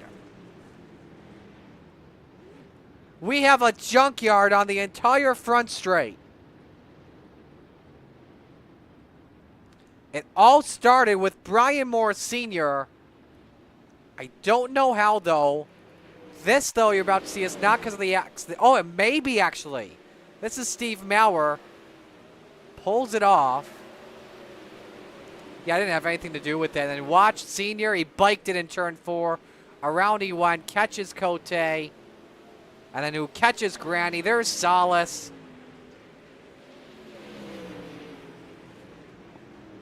Bad accident. That's for sure. Let's go on board with the Goose. Yep, just biked it simply. Loses second. Cote with absolutely nowhere to go. A lot of good cars taken out in this one. Isaac Salas, who was making a charge from the back to the front. And he was already biking it, rolled the wall in turns 3 and 4. Lost control and got into another car. So that was pretty much a separate accident. Here's Joseph Grandy. Thought he had a miss, then Cote came down into him. And Patton comes in now. I don't know if he hit anything that caused him to lose his steering, or if he just chose the wrong lane that he committed to. He's good, he's good. Yeah, I didn't have enough reaction time to yank that thing hard to the bottom.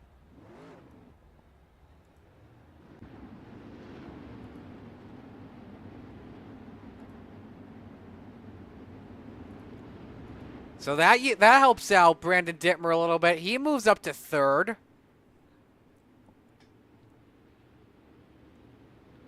And right now it'd be Moore Jr. by 1 going into Charlotte. In that case, would pretty much be a winner-take-all situation.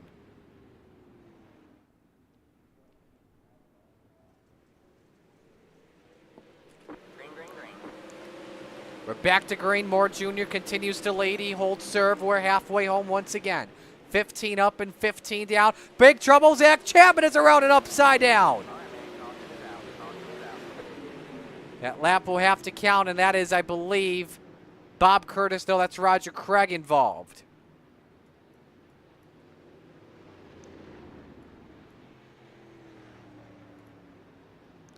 That's a tough break for Shaggy. He's resting the voice up tonight. Just got into Donovan Ross. There's Craig with nowhere to go. A very bad flip for Chapman. On board with the Bassman. Got a really good view of Devo and Chapman colliding. Nowhere to go. Now let's go back on board with Shags.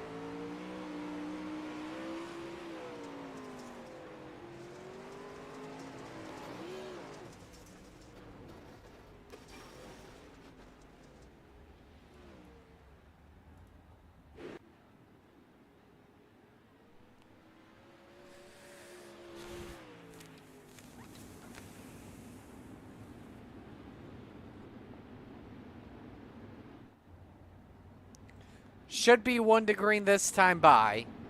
Next time we'll have the restart. We will watch from the Steve King Foundation, sorry, the Chapman Racing drone.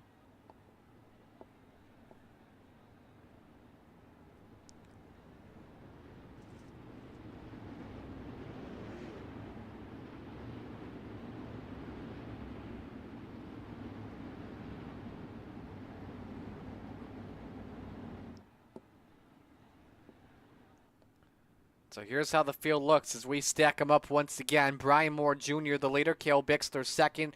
Brandon Dittmer, 3rd. Randy Shreves up 15 spots to 4th. Donovan Ross, 5th. Jake Musso, 6th. Joe Musso, 7th. Greg Parmalee, 8th. Mike Kramer, 9th. Brian Moore Sr. rounds out the top 10. We're back to green. Green flag, green flag. And already Dittmer may have lost 3rd there to Randy Shreves. Dittmer gets caught up because of Cale Bixler. Can the Spider Monkey grab 2nd from the 789? Randy Shreves has a chance at third here. He may have a chance at 2 going to the corner. But no. Dittmer underneath. And it's a 4-car battle for the second spot. They both split the 789. Dittmer's got second. Will Shreves get a great corner exit here?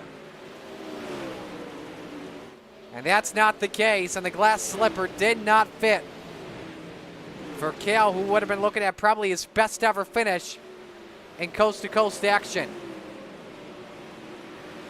Devo in 5th, Bikes in turns 3. Hang on there, Donovan. He's on the drinks a little bit too early.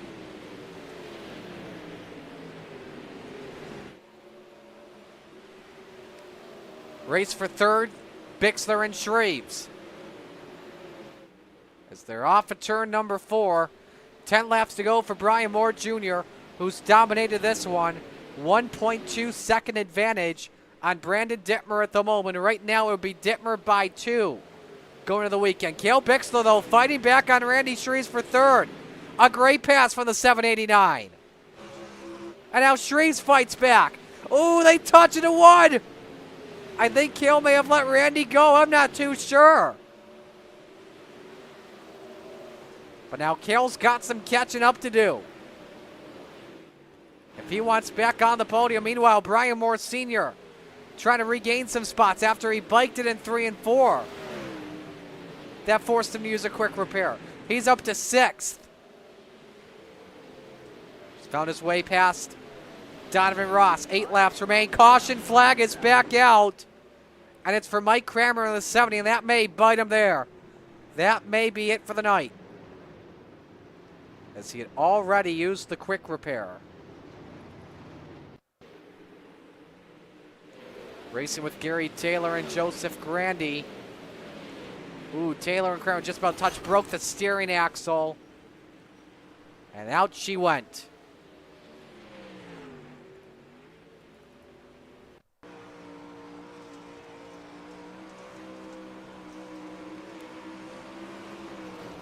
Right there. You know, I want to show you something on replay. You will know when you see that left front brake.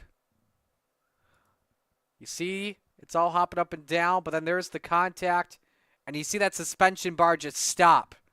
That's how you know it's broken. Now, the driver can't see it. How will the driver know when that car goes up the hill and it's got that car steering hard to the left?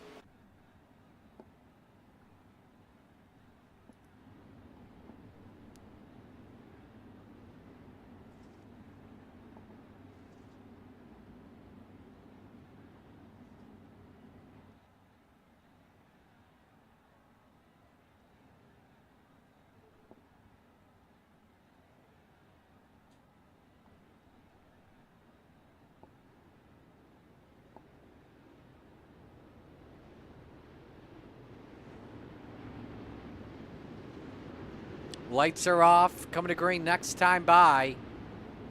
7 laps to go.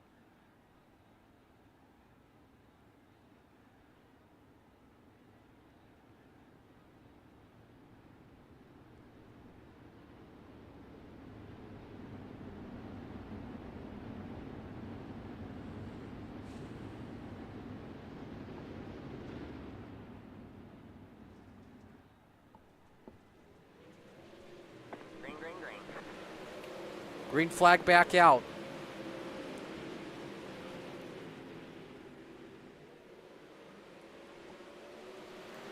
Junior holds serve. Dittmer still right there. So we're coming to 6 laps to go. Some good racing between Jake Mooser and Cale Bixler in the back. Trouble, Greg Parmalee and Gary Taylor have gotten together. And the caution flag flies again. Parmalee upside down, as cautions are breeding cautions.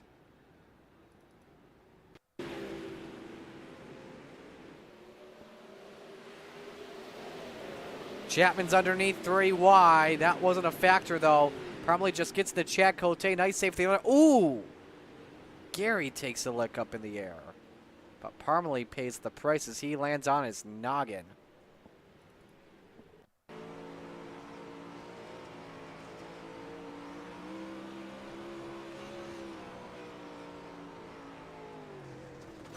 tried to find a way to escape danger. But then that lane thinned out to the point where he had nowhere to go and just hang on.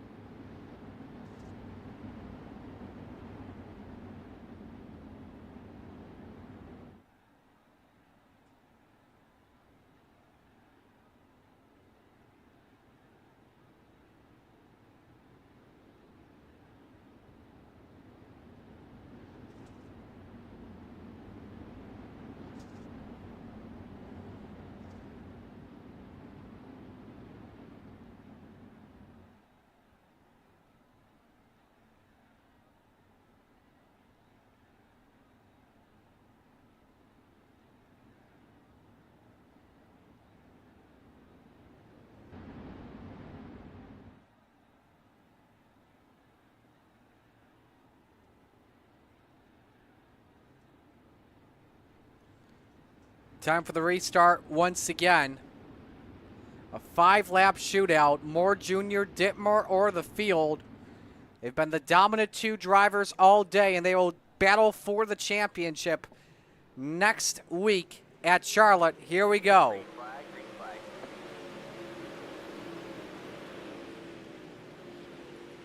Great restart from Brian Moore Jr. Turns 4, but hangs on to it. If Shreves takes away second, that would give Moore Jr. the points lead unofficially. 4 laps to go. Dittmer trying to have the 2-point advantage. Shreves trying to give Brian Moore Jr. a 1-point advantage. 3 laps to go. Shreves is up to P2. He started, remember, back in 19th tonight. And could look for the win here. Moore Jr. goes up the hill. Now Dittmer wants to see Shreves take the win. What a win for the ages this would be for Randy Shreves if he can get it done. There's only 2 laps remaining, though, and Brian Moore Jr. is pulling away. Now here comes Moore Sr. for a podium spot on Dittmer. Now the 83 is just trying to hang on. Shreves in the back of Moore Jr. Sideways, the 56 looking for the race lead. Top shelf for Mama hides the cookies. Shreves to the point with 1 to go. It's not over yet. Battle for the win. Battle for third. Shreves has Moore Jr. clear. The 09 sends it deep. Here they come off for turn number 4. Randy Shreves from 19th to victory. Oh my goodness. Moore Jr. second. Dittmer finishes third. That gives the Spider Monkey a 2-point lead going into Charlotte next week unofficially. Moore Sr. fourth, and how about Cale Bixler with a 5th place finish? But oh my, Randy Shreves from 19th to the win.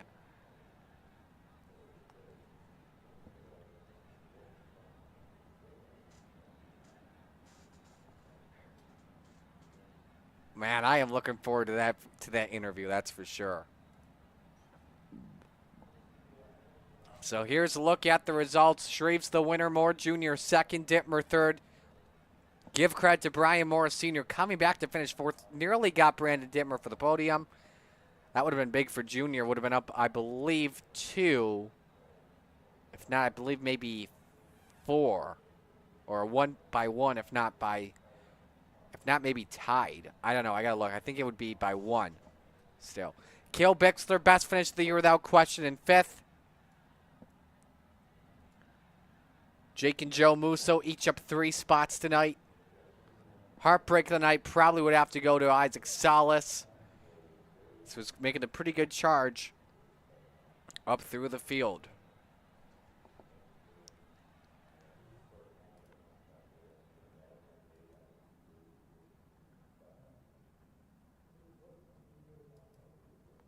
So we'll begin with our interviews, and we'll start with Brandon Dittmer.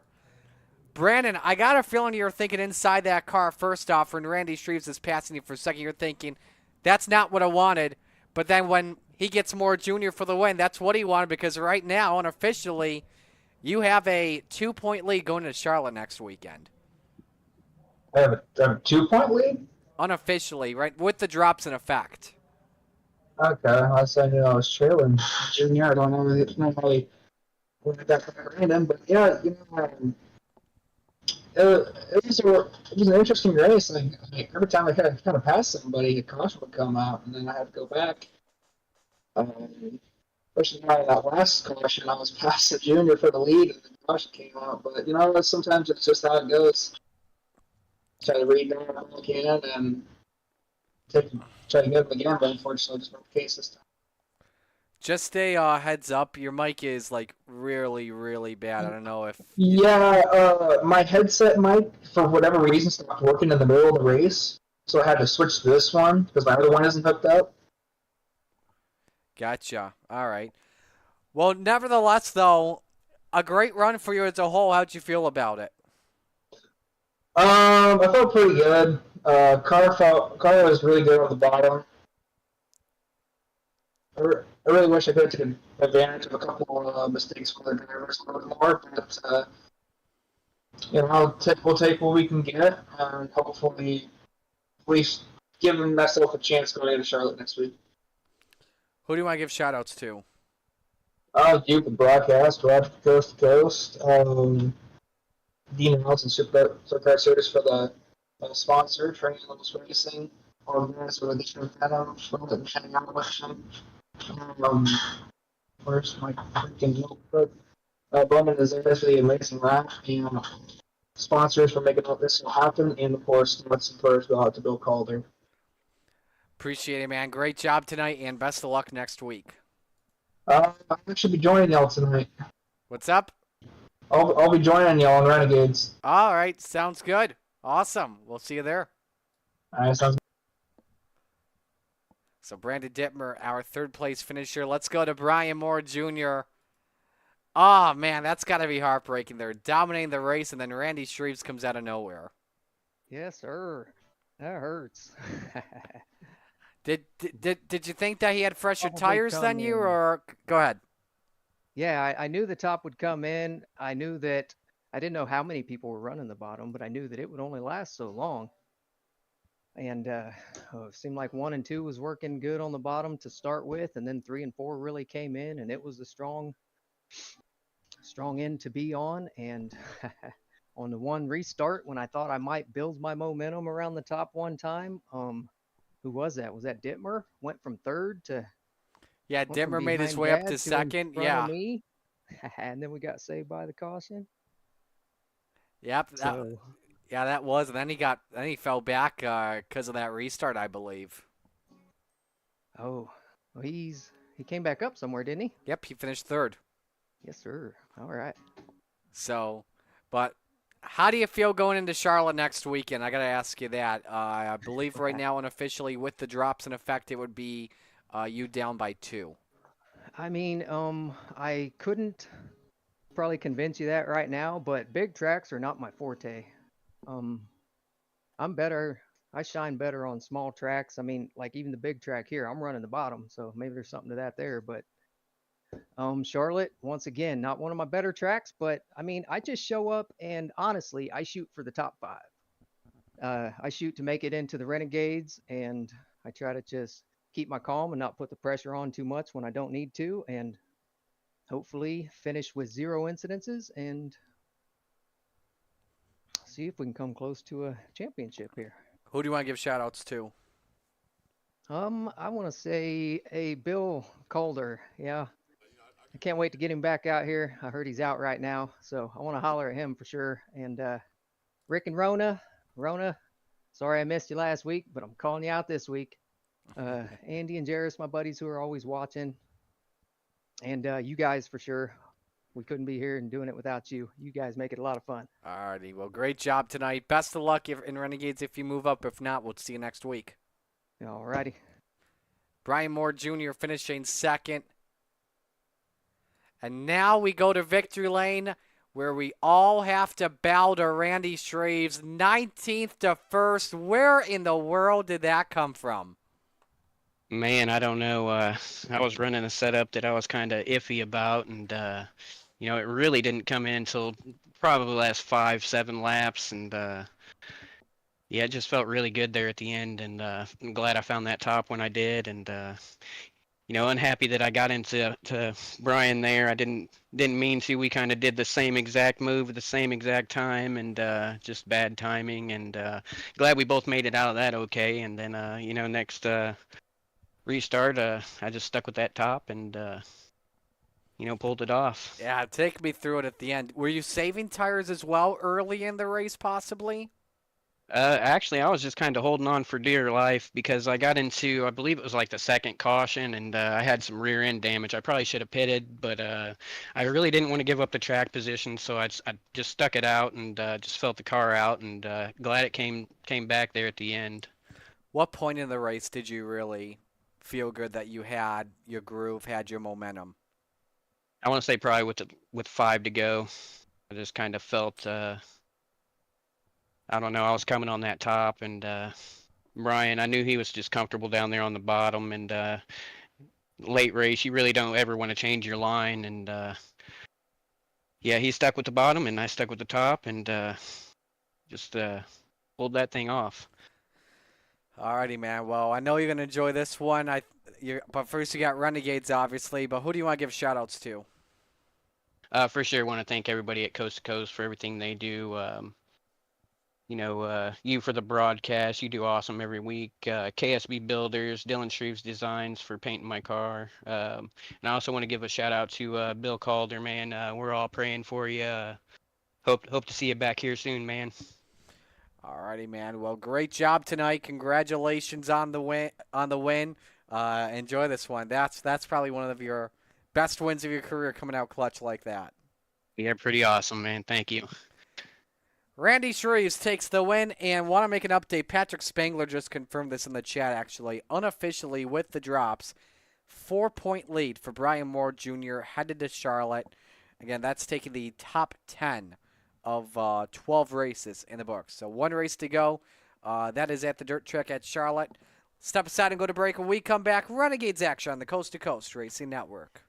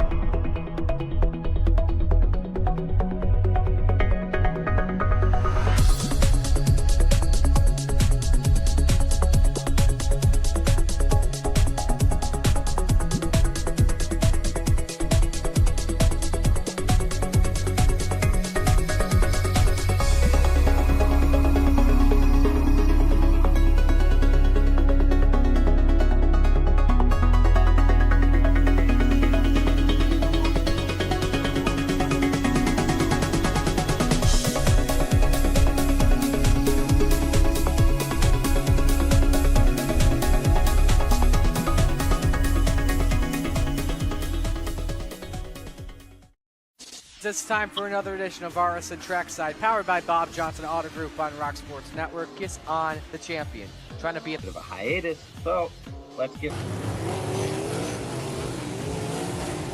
Tonight we'll be talking about it.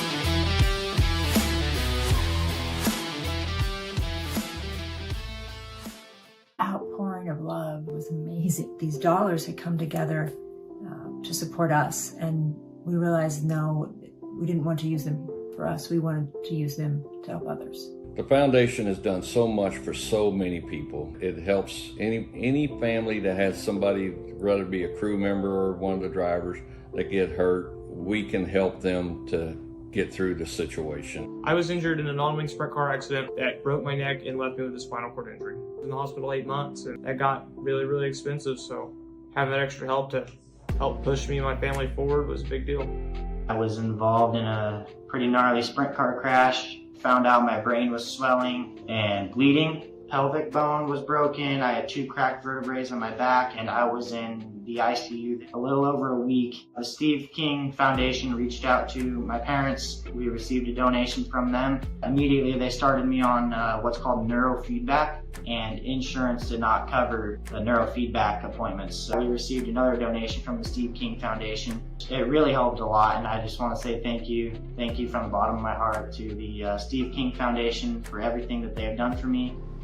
This last Sunday, I got to turn laps in my modified here. That was my first laps back in a race car since the accident, and I truly believe that if it wasn't for the Steve King Foundation, I wouldn't be able to do that or be where I'm at today. Yes, Steve's death is the reason the foundation exists, but it's Steve's life, and it's the lives of racers everywhere, is the reason we're able to do the work we do.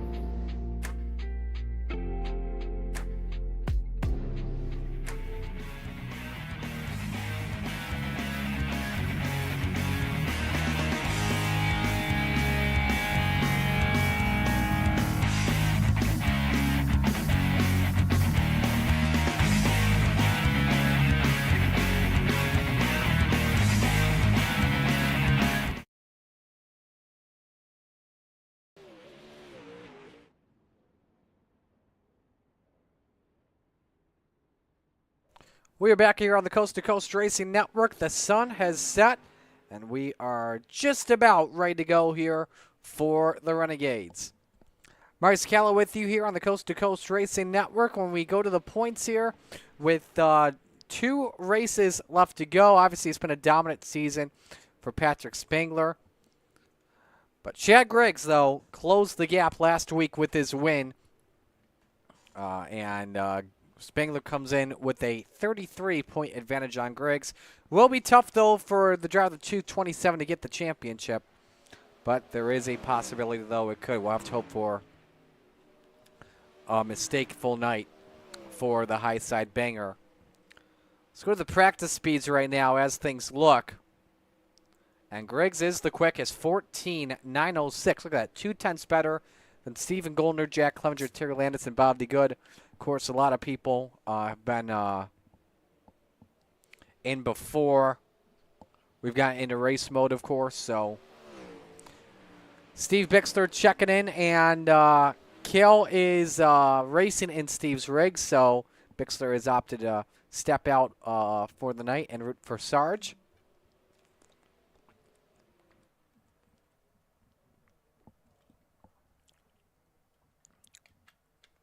Brennan Lacey in check. Good to see the low-line master this evening as he's rooting for Stephen Goldner. So qualifying is underway. First driver will get onto the racetrack. Let's see, who is it going to be? We'll watch Cale Bixler in the 789. We'll check the car count here once qualifying wraps up.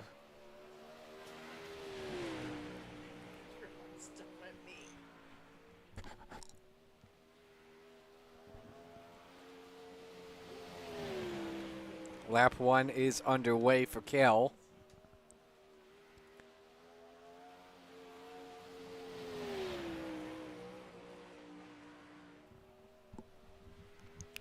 So Cale will set the bar here. Quickest in Sector 2, 16:43. But here come the quick laps.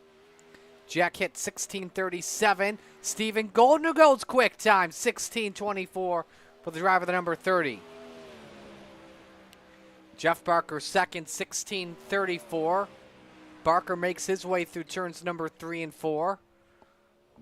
Does he have a better lap inside him? And the answer is no. 16:49. Blake Chapman second on lap 1, 16:22.50. Chad Griggs, though, quick time at a 15:9.96 as Blake Chapman goes up to second. He's at a 16:006. Oh, no, I'm sorry. Did I get that right? No, 16:096. I'm sorry. I could get my decibels right all along. 21 drivers with us. Jesse Bandy up to fourth on lap 2, 16:34. Jack Clevenger slower on lap number 2. Qualifying has wrapped up. 3 heats this evening. Griggs is the quickest in qualifying. And so with that, that'll put Dean Reynolds, Jack Clevenger, Tyler Wilson as your pole sitters for each of the 3 heats. Heat 1 brought to you by Gambler Motorsports, and here is how they line up. Dean Reynolds on the pole in the 79. Next to him, it's Randy Shreves in car number 56. Row number 2, the Bandy-Built Master, Jesse Bandy in the 49, and Chad Griggs in the 27. Row number 3, Cale Bixler in the 789, and next to him, that is Brian Moore Sr. in the 558. Final car on the grid, Canada Connor Ross, the 35. Let's know who you're rooting for in the chat. And as always, we'll give you a shout out live and on the air. Renegades are set for 35 laps this evening. Chad's got a very fast race car tonight, that's for sure.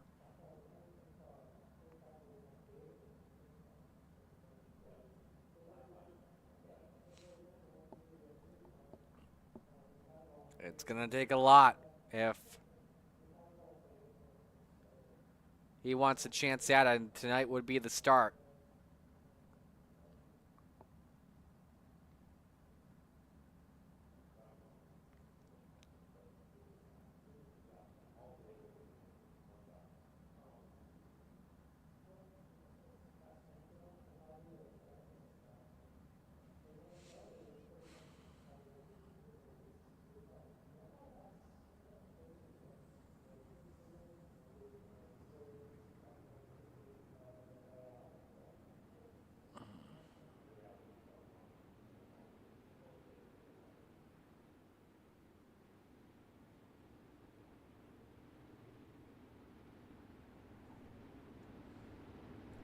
Should be one lap here, then we'll go green.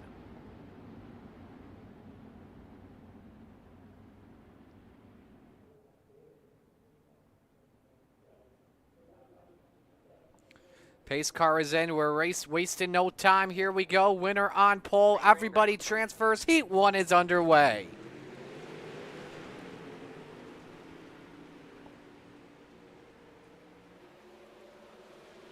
Dino wasting no time, off to a good start. Shreves in second. Battle for third. Chad Griggs, Jesse Bandy. Griggs wasting no time. He's up to P3. Lap 1, though, led by Dean Reynolds. Everyone looking the high side for right now. That cushion cam will be clogged. Have to clean off the lens a lot tonight.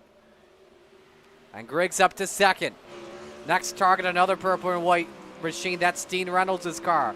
Griggs got a little bit sideways in the center of 1 and 2, but he held on to it. Half a car length. Peeks it downstairs on Dean Reynolds. Rips it on the bottom. Look at him go.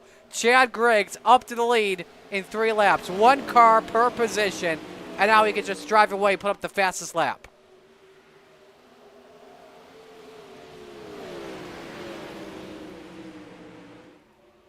Take a look at these lap times he's ranked compared to Dino. 16:04 that last lap. He is a half second quicker than second place Dean Reynolds. Absolutely mind-boggling. It's all pretty much single file. Connor Ross trying to look low on Cale Bixler for 6th, but that's not working for him, unfortunately.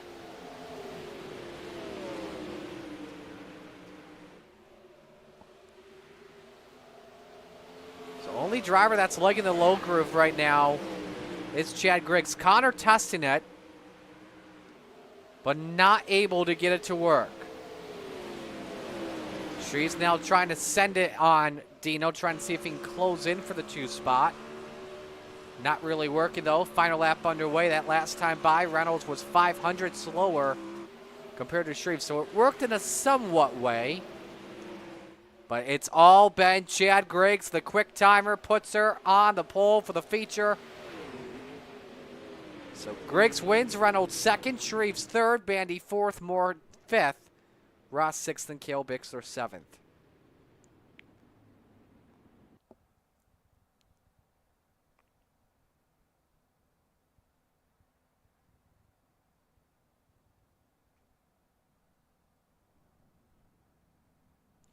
We now move on to Heat 2, brought to you by Regency Home Inspections.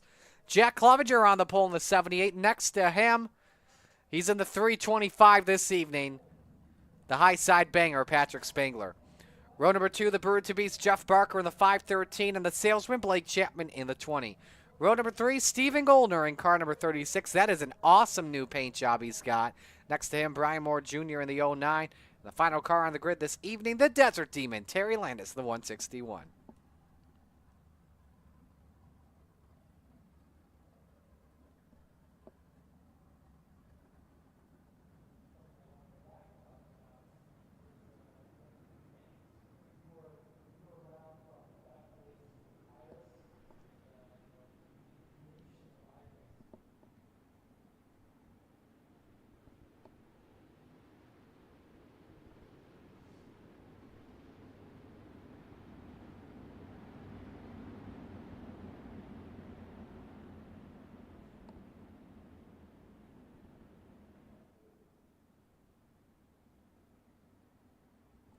So just about set to go into action here for Heat 2. Winner starts on the outside of the front row.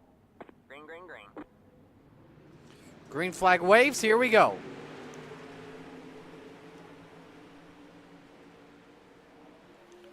Good jump from Clevenger in that 75. Spangler looking to fight underneath. The high side banger wasting no time. There he goes through the race lead. Blake Chapman started fourth, already up to second. Could he go quicker than Chad Griggs? Instead, it's going to wait on it. Loses second to the 78 for right now. Up the hill, though, goes Jack. Here comes Blake Chapman. Brian Moore Jr., meanwhile, up a pair of spots. He's through to fourth. So great start for our Rebels points leader going into Charlotte. Chapman low on Clevenger, wheeling and dealing it. You can see it in the cockpit. And the salesman up to P2. Now can he close in on Patrick Spangler? The high side banger, though, 0.3 better last time by.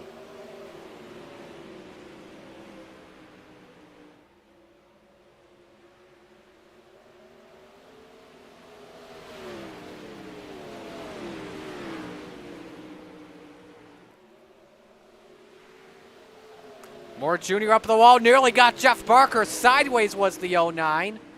And a great save from him. So Barker keeps it in fourth spot. As we have 3 laps to go in Heat 2. Spangler up by 0.7 of a second. The lap times are just about even. And how about this? Bill Calder somewhere in Canada smiling right now, watching his 325 paint scheme look to take the checkered flag in a heat win. And Spangler would love to drive that baby to victory lane tonight. Final lap underway.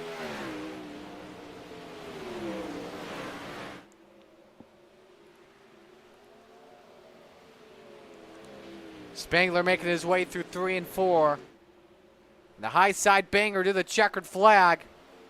Gonna have a chance at a win tonight. Spangler starts third, a row behind his championship nemesis.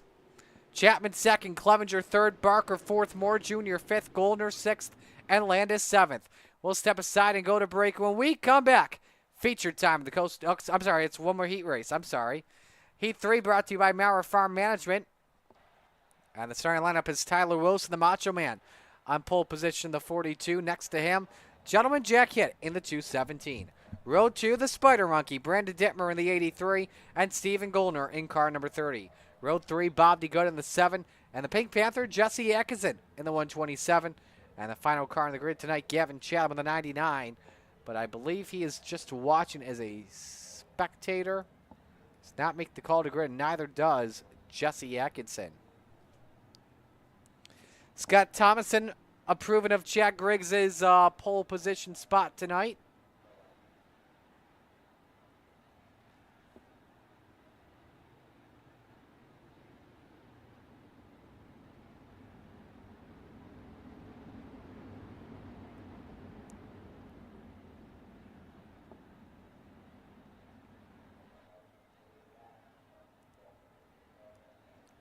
Steve King Foundation pace truck on pit road. One more heat race left to go. Green flag, green flag. So the green flag waves as Tyler Wilson has the race lead on Jack Hitt. Golner third. He's already taken the spot away from Brandon Dittmer. Steven goes way deep. Almost got to Tyler Wilson. Had to back out the throttle. Man, I don't know how Golner and Wilson did not go around. Somehow, each of them kept it straight. As here comes Wilson, trying to grab the lead. Actually, gentleman Jack Hitt has taken the race lead away, trying to pull away for the Macho Man.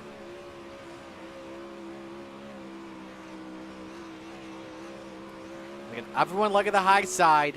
Chad Griggs made the bottom work. But will drivers during warm-ups decide to get the bomb to set in? It's the question. Wilson cuts up in front of Dittmer. The Spider Monkey with a diamond in turn 2. Up to second he goes. Wilson with the racing line on corner exit though. The Macho Man had second of the line, but with Dittmer down low, Steven Goldner's coming upstairs to live in the bed.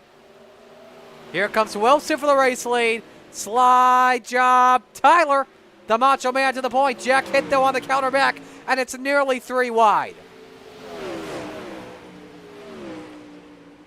Wilson again with the preferred line off for turn 2, and he's got it. Steven Goldner's rebounded. Through he goes to second. 2 laps remaining here in heat 3. Jack Hitt may be the odd man out. Was leading at 1 point. Now he's down to 4th. So that low side for right now, no man's land. But Steven Goldner nearly made it work there. Wing to wing into turn 1 with 1 to go. Slide job, Goldner. Wilson got the memo. Counters it back. Wilson descended deep into 3 and 4 without question. And that he does. Steven Goldner, though, able to cross over. Coming off for turn 4. Wilson takes the win in heat 3. Goldner second, Dittmer third, Hitt 4th to good 5th. A fun-filled heat race. Let's step aside and go to break. When we come back, showtime in the Coast to Coast Racing Network.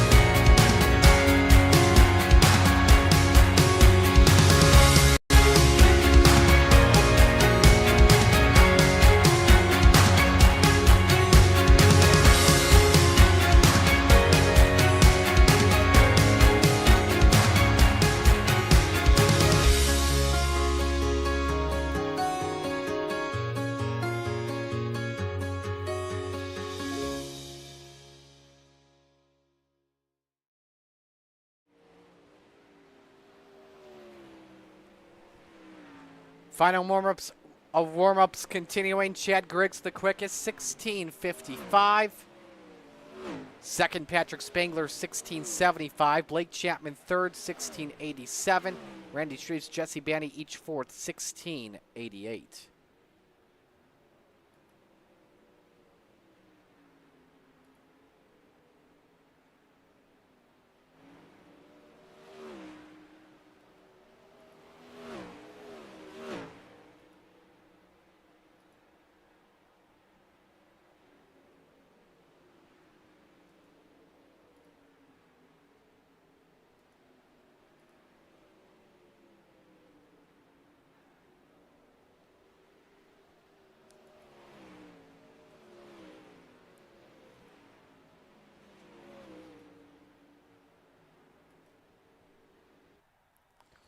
So warm-ups are finished. And ladies and gentlemen, as we get set, thank you for choosing to spend your Monday night with us. Let's meet the field and give you your RSN Trackside starting lineup. For the penultimate race in Knoxville, on the pole, Chad Griggs in the 27. Next to him, it's the high side banger, Patrick Spangler in the 325. Row number 2, the Macho Man, Tyler Wilson in the 42, and Dean Reynolds in the 79. Row number 3, Blake Chapman, the Salesman in the 20, and Steven Goldner in the 30.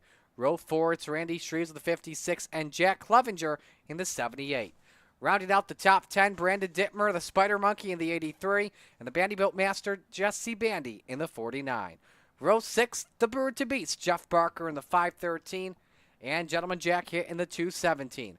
Row number 7, the Moors, Senior in the 558, Junior in the 09, and row 8, Bob DeGuy in the 7, and Connor Ross, Canada Connor in the 35.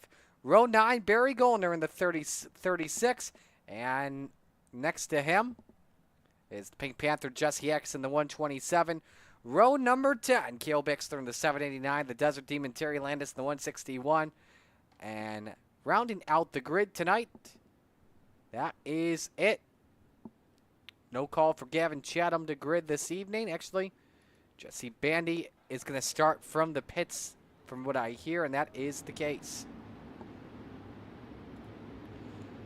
Picks to win tonight. I am going to go with Patrick Spangler to win it for Bill.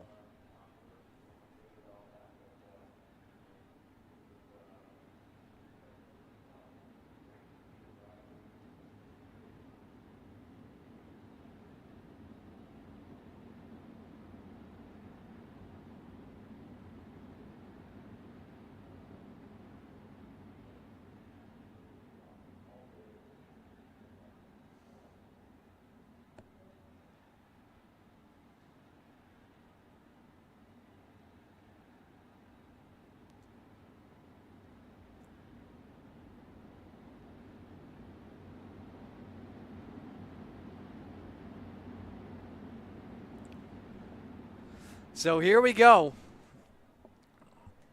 19 drivers, 20 drivers, 35 laps. Steve King Foundation Pace Truck is in the pits. Where else would you rather be than right here, right now, from coast to coast? It's showtime in Knoxville.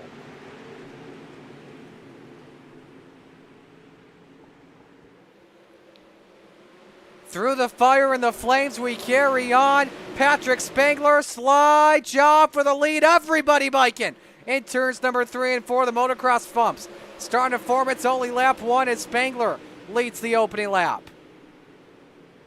Tyler Wilson, Blake Chapman doing business for the bottom step of the podium.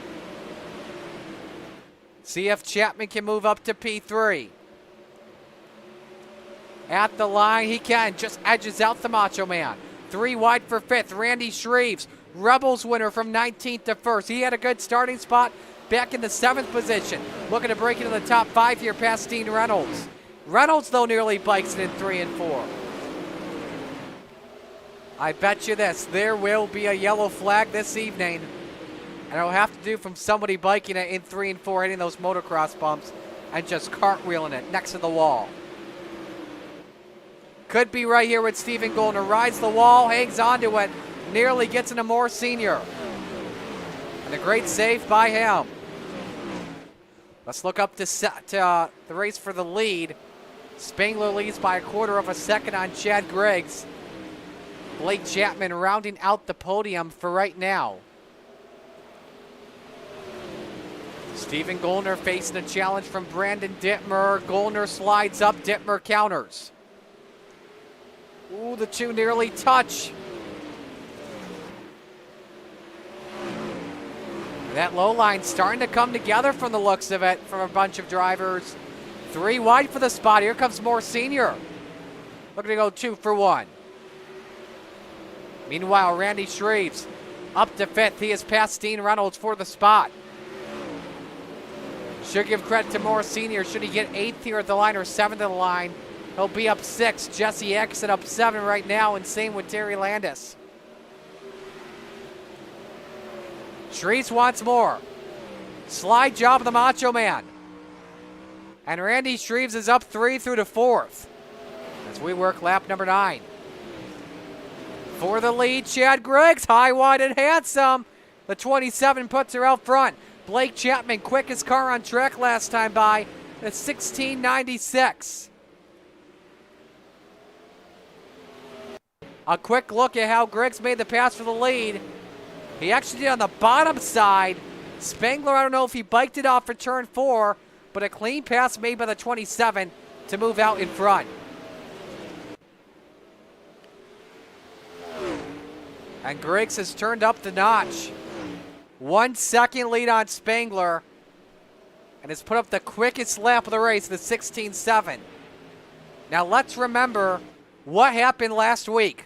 Griggs was dominating at Lernerville. Then a yellow flag flew in the final laps. Guess who passed him? It was this man, Patrick Spangler. Griggs is hoping it does not happen 2 weeks in a row. That's for sure. 2 weeks ago, Griggs took advantage of Spangler not being in attendance, taking a checkered flag.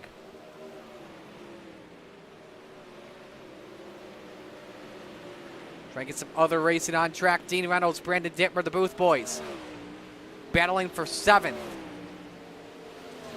Atkinson up on the wall. Remember, he's on a good move so far.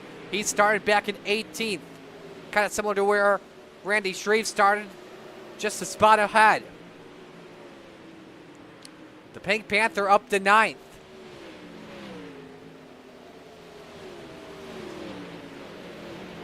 Good race this wall in the back. Hill, Biggs third, Jack Clevenger, Terry Landis racing for 12th.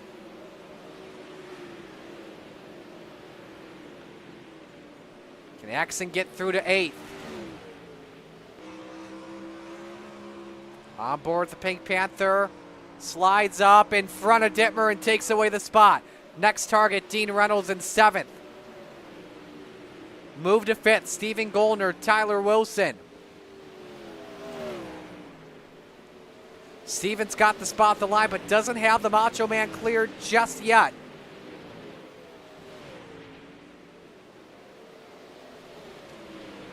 May have him off at turn 4.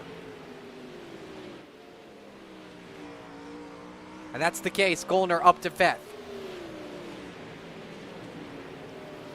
Griggs' lead is up to over 3 seconds as right now your leader is in lap traffic. First car he approached was Jack Hitt, puts him a lap down.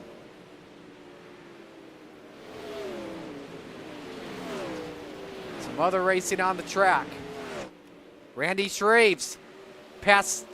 That's Gollner up to Randy Shreves, I should say. Gollner's car's come to life. Can he get the 4th spot? I think he got him at the line there that last time by as Jack Hitts pulled the car off. He calls it a night. Will be tough, though, to catch the 3rd place car, Patrick Spangler. You can't even see him right now. 4 seconds in front is the 325. Was trying to get Blake Chapman for 2nd. Right now, we'll have to check. It would be 27, but of course all the points change throughout the night, so we'll have to see how things look. Shreves still trying to fight back. on Stephen Goldner for that 4th position. Shreves, though, a little bit sideways off the corner. Look at this mess here in the battle for 6. Dean Reynolds, Tyler Wilson, Jesse Exon, Brandon Dimmer. Look out, Wilson bikes it, and the wall he goes. The Macho Man upside down. And there's the first yellow of the night. Took us 22 laps, and there's our first yellow, and it was for somebody biking it.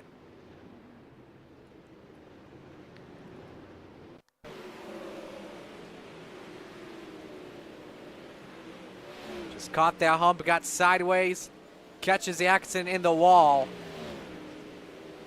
Now look at that flip that 42 takes.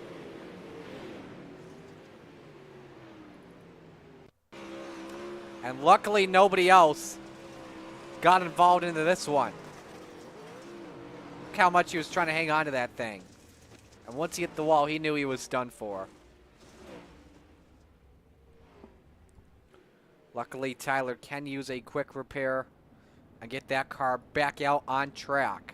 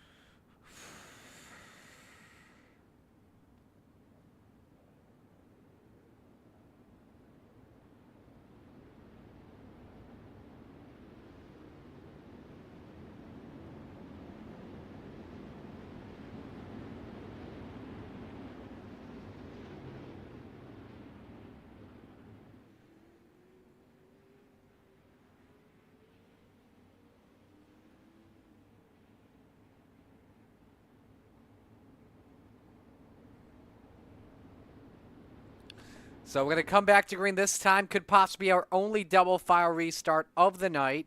We're going to watch this from our aerial shot. Green, green, green. Now we know Griggs is good on the long run. How is he on the short run tonight? I mean, in heat racing, though, he looked flawless, without question. Spangler hanging on to 3rd. Could Stephen Goldner break into the podium and get past Spangler? Can't there. Dean Reynolds, though, rounds out the top 5. Here comes Blake Chapman. Test in the middle. We know how good he is at saving tires. Has he saved enough tires to try and go on the attack mode on Chad Griggs? Keeps the gap at 0.3 of a second. Meanwhile, for 5th, Dean Reynolds hanging on. Can Randy Shreves grab the position? And he can. So move Shreves up into P5. Next target, once again, is Stephen Goldner for 4th. While you see in the background there, was cut off there by Stephen Goldner. Chapman trying a different line.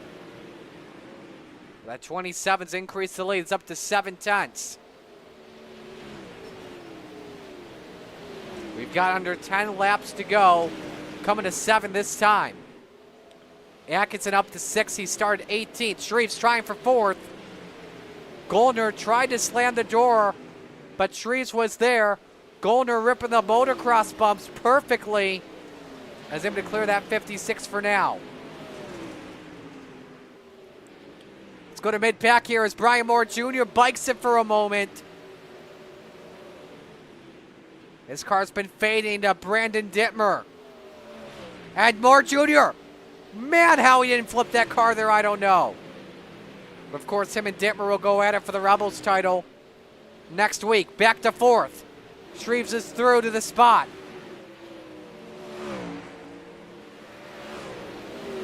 Atkinson trying to get in this party as well. On board with Dean Reynolds. Let's go to the Pink Panther. Around the outside of Stephen Goldner to take the 5th spot. And he cleared him. Great pass. Now he looks low. Slides up the track. And Shreves there. They're still wing to wing. 4 laps to go for Chad Griggs. The gap at 1.2 seconds on Blake Chapman. Patrick Spangler in third. Just trying to put that Bill Calder ride on the podium. But everyone has their eyes on this race for P4. Oh, some contact there. You saw the sparks fly off the 56 and 127. That should not be 2X. I'd be surprised if it was. Shreve's just trying to play some defense on the Pink Panther. 2 laps to go, meanwhile, for Chad Griggs. What a race this has been for fourth. Shreves, Atkinson, Gollner, Reynolds, all partying in this battle. Even give credit to Wilson, who was in this battle at one point. Great slider from Atkinson, but he bikes it. Final lap, meanwhile, underway. And it's Chad Griggs and the Scott Thomason Racing 27 out in front. Win number 3 of the season. Checkers wave. Chad Griggs takes it home. Blake Chapman second. And guess what, Bill? Your car's on the podium as Patrick Spangler brings it home in third. Shreves in fourth. Atkinson in fifth. And Chad Griggs is going to need some help to put on victory lane because I don't know what happened. He just put the car on his side. He was celebrating a little bit too early, though, guys. Somebody help this man. Here comes Brian Moore Jr. trying to get that car up on 4 wheels. This will, everyone's trying to help out. There we go. He won't have a wing. Nope, he does have the wing. He's all good. He is all good. Just a little scuff. Okay, we're going to have to see how he did that. Uh-oh. I hope they didn't give him 12X unless he was lagging there. Okay, so how did Griggs put this on 2 wheels? That's what I want to know. So it was on the high side in 1 and 2. All is good. All is good.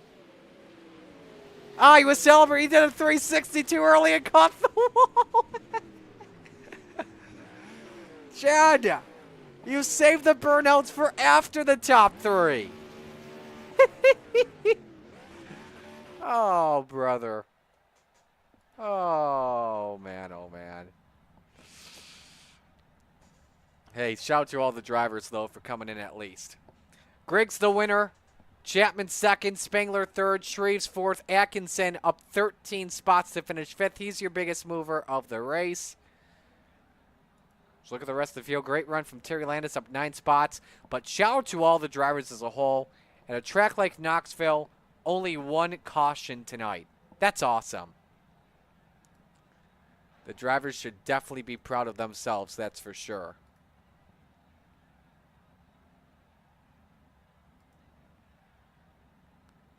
Top 3 are all in. And let's begin with Patrick Spangler.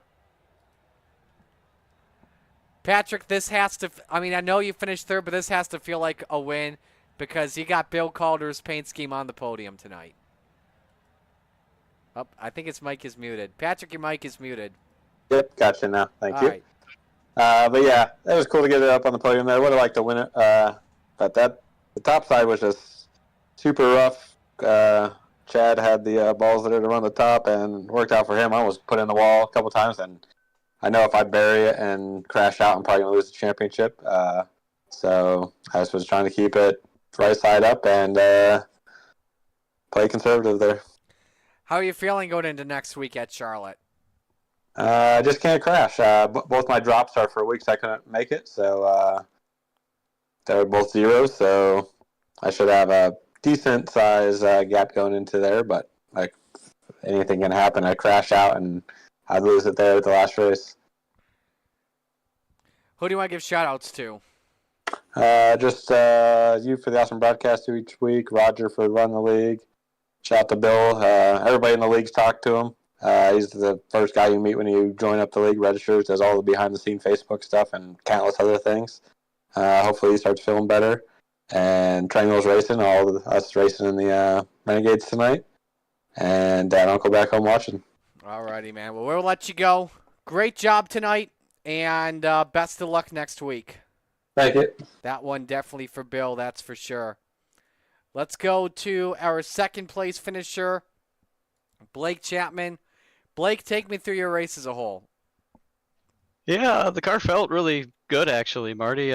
Usually Patrick's the guy to beat here, and I felt like we had a faster car than Patrick, so that felt good. But Chad was just kind of on a different level tonight. Felt really good, and at 1 and 2, they're running that kind of slider line and hitting that grip on the exit of 2 towards the top there. That felt really good, and I could keep pace with Chad. But it just felt like in 3 and 4, I'd almost get behind him there in dirty air, and he'd just be able to pull away from me, and I wasn't able to find anything else down there. But overall, I think we had the second place car tonight, and just glad we could stay out of trouble and park it on the podium.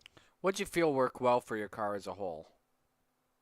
Yeah, I think I really felt like I could go anywhere with this car. I didn't think the bottom was going to be fast at the beginning of the race, but it turned out to be pretty quick in 3 and 4.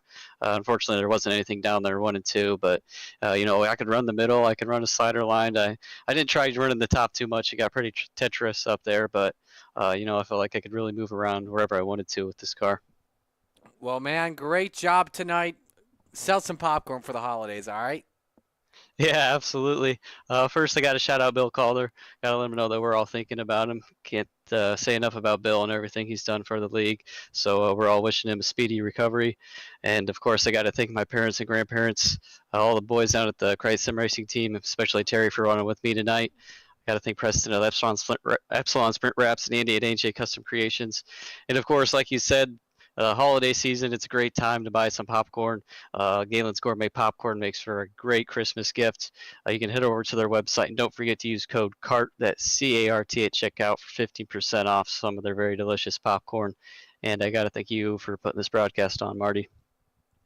Well, buddy, great job tonight, and best luck next week at Charlotte. I know that's one you're going to want to win for sure. Absolutely. Thanks, Marty.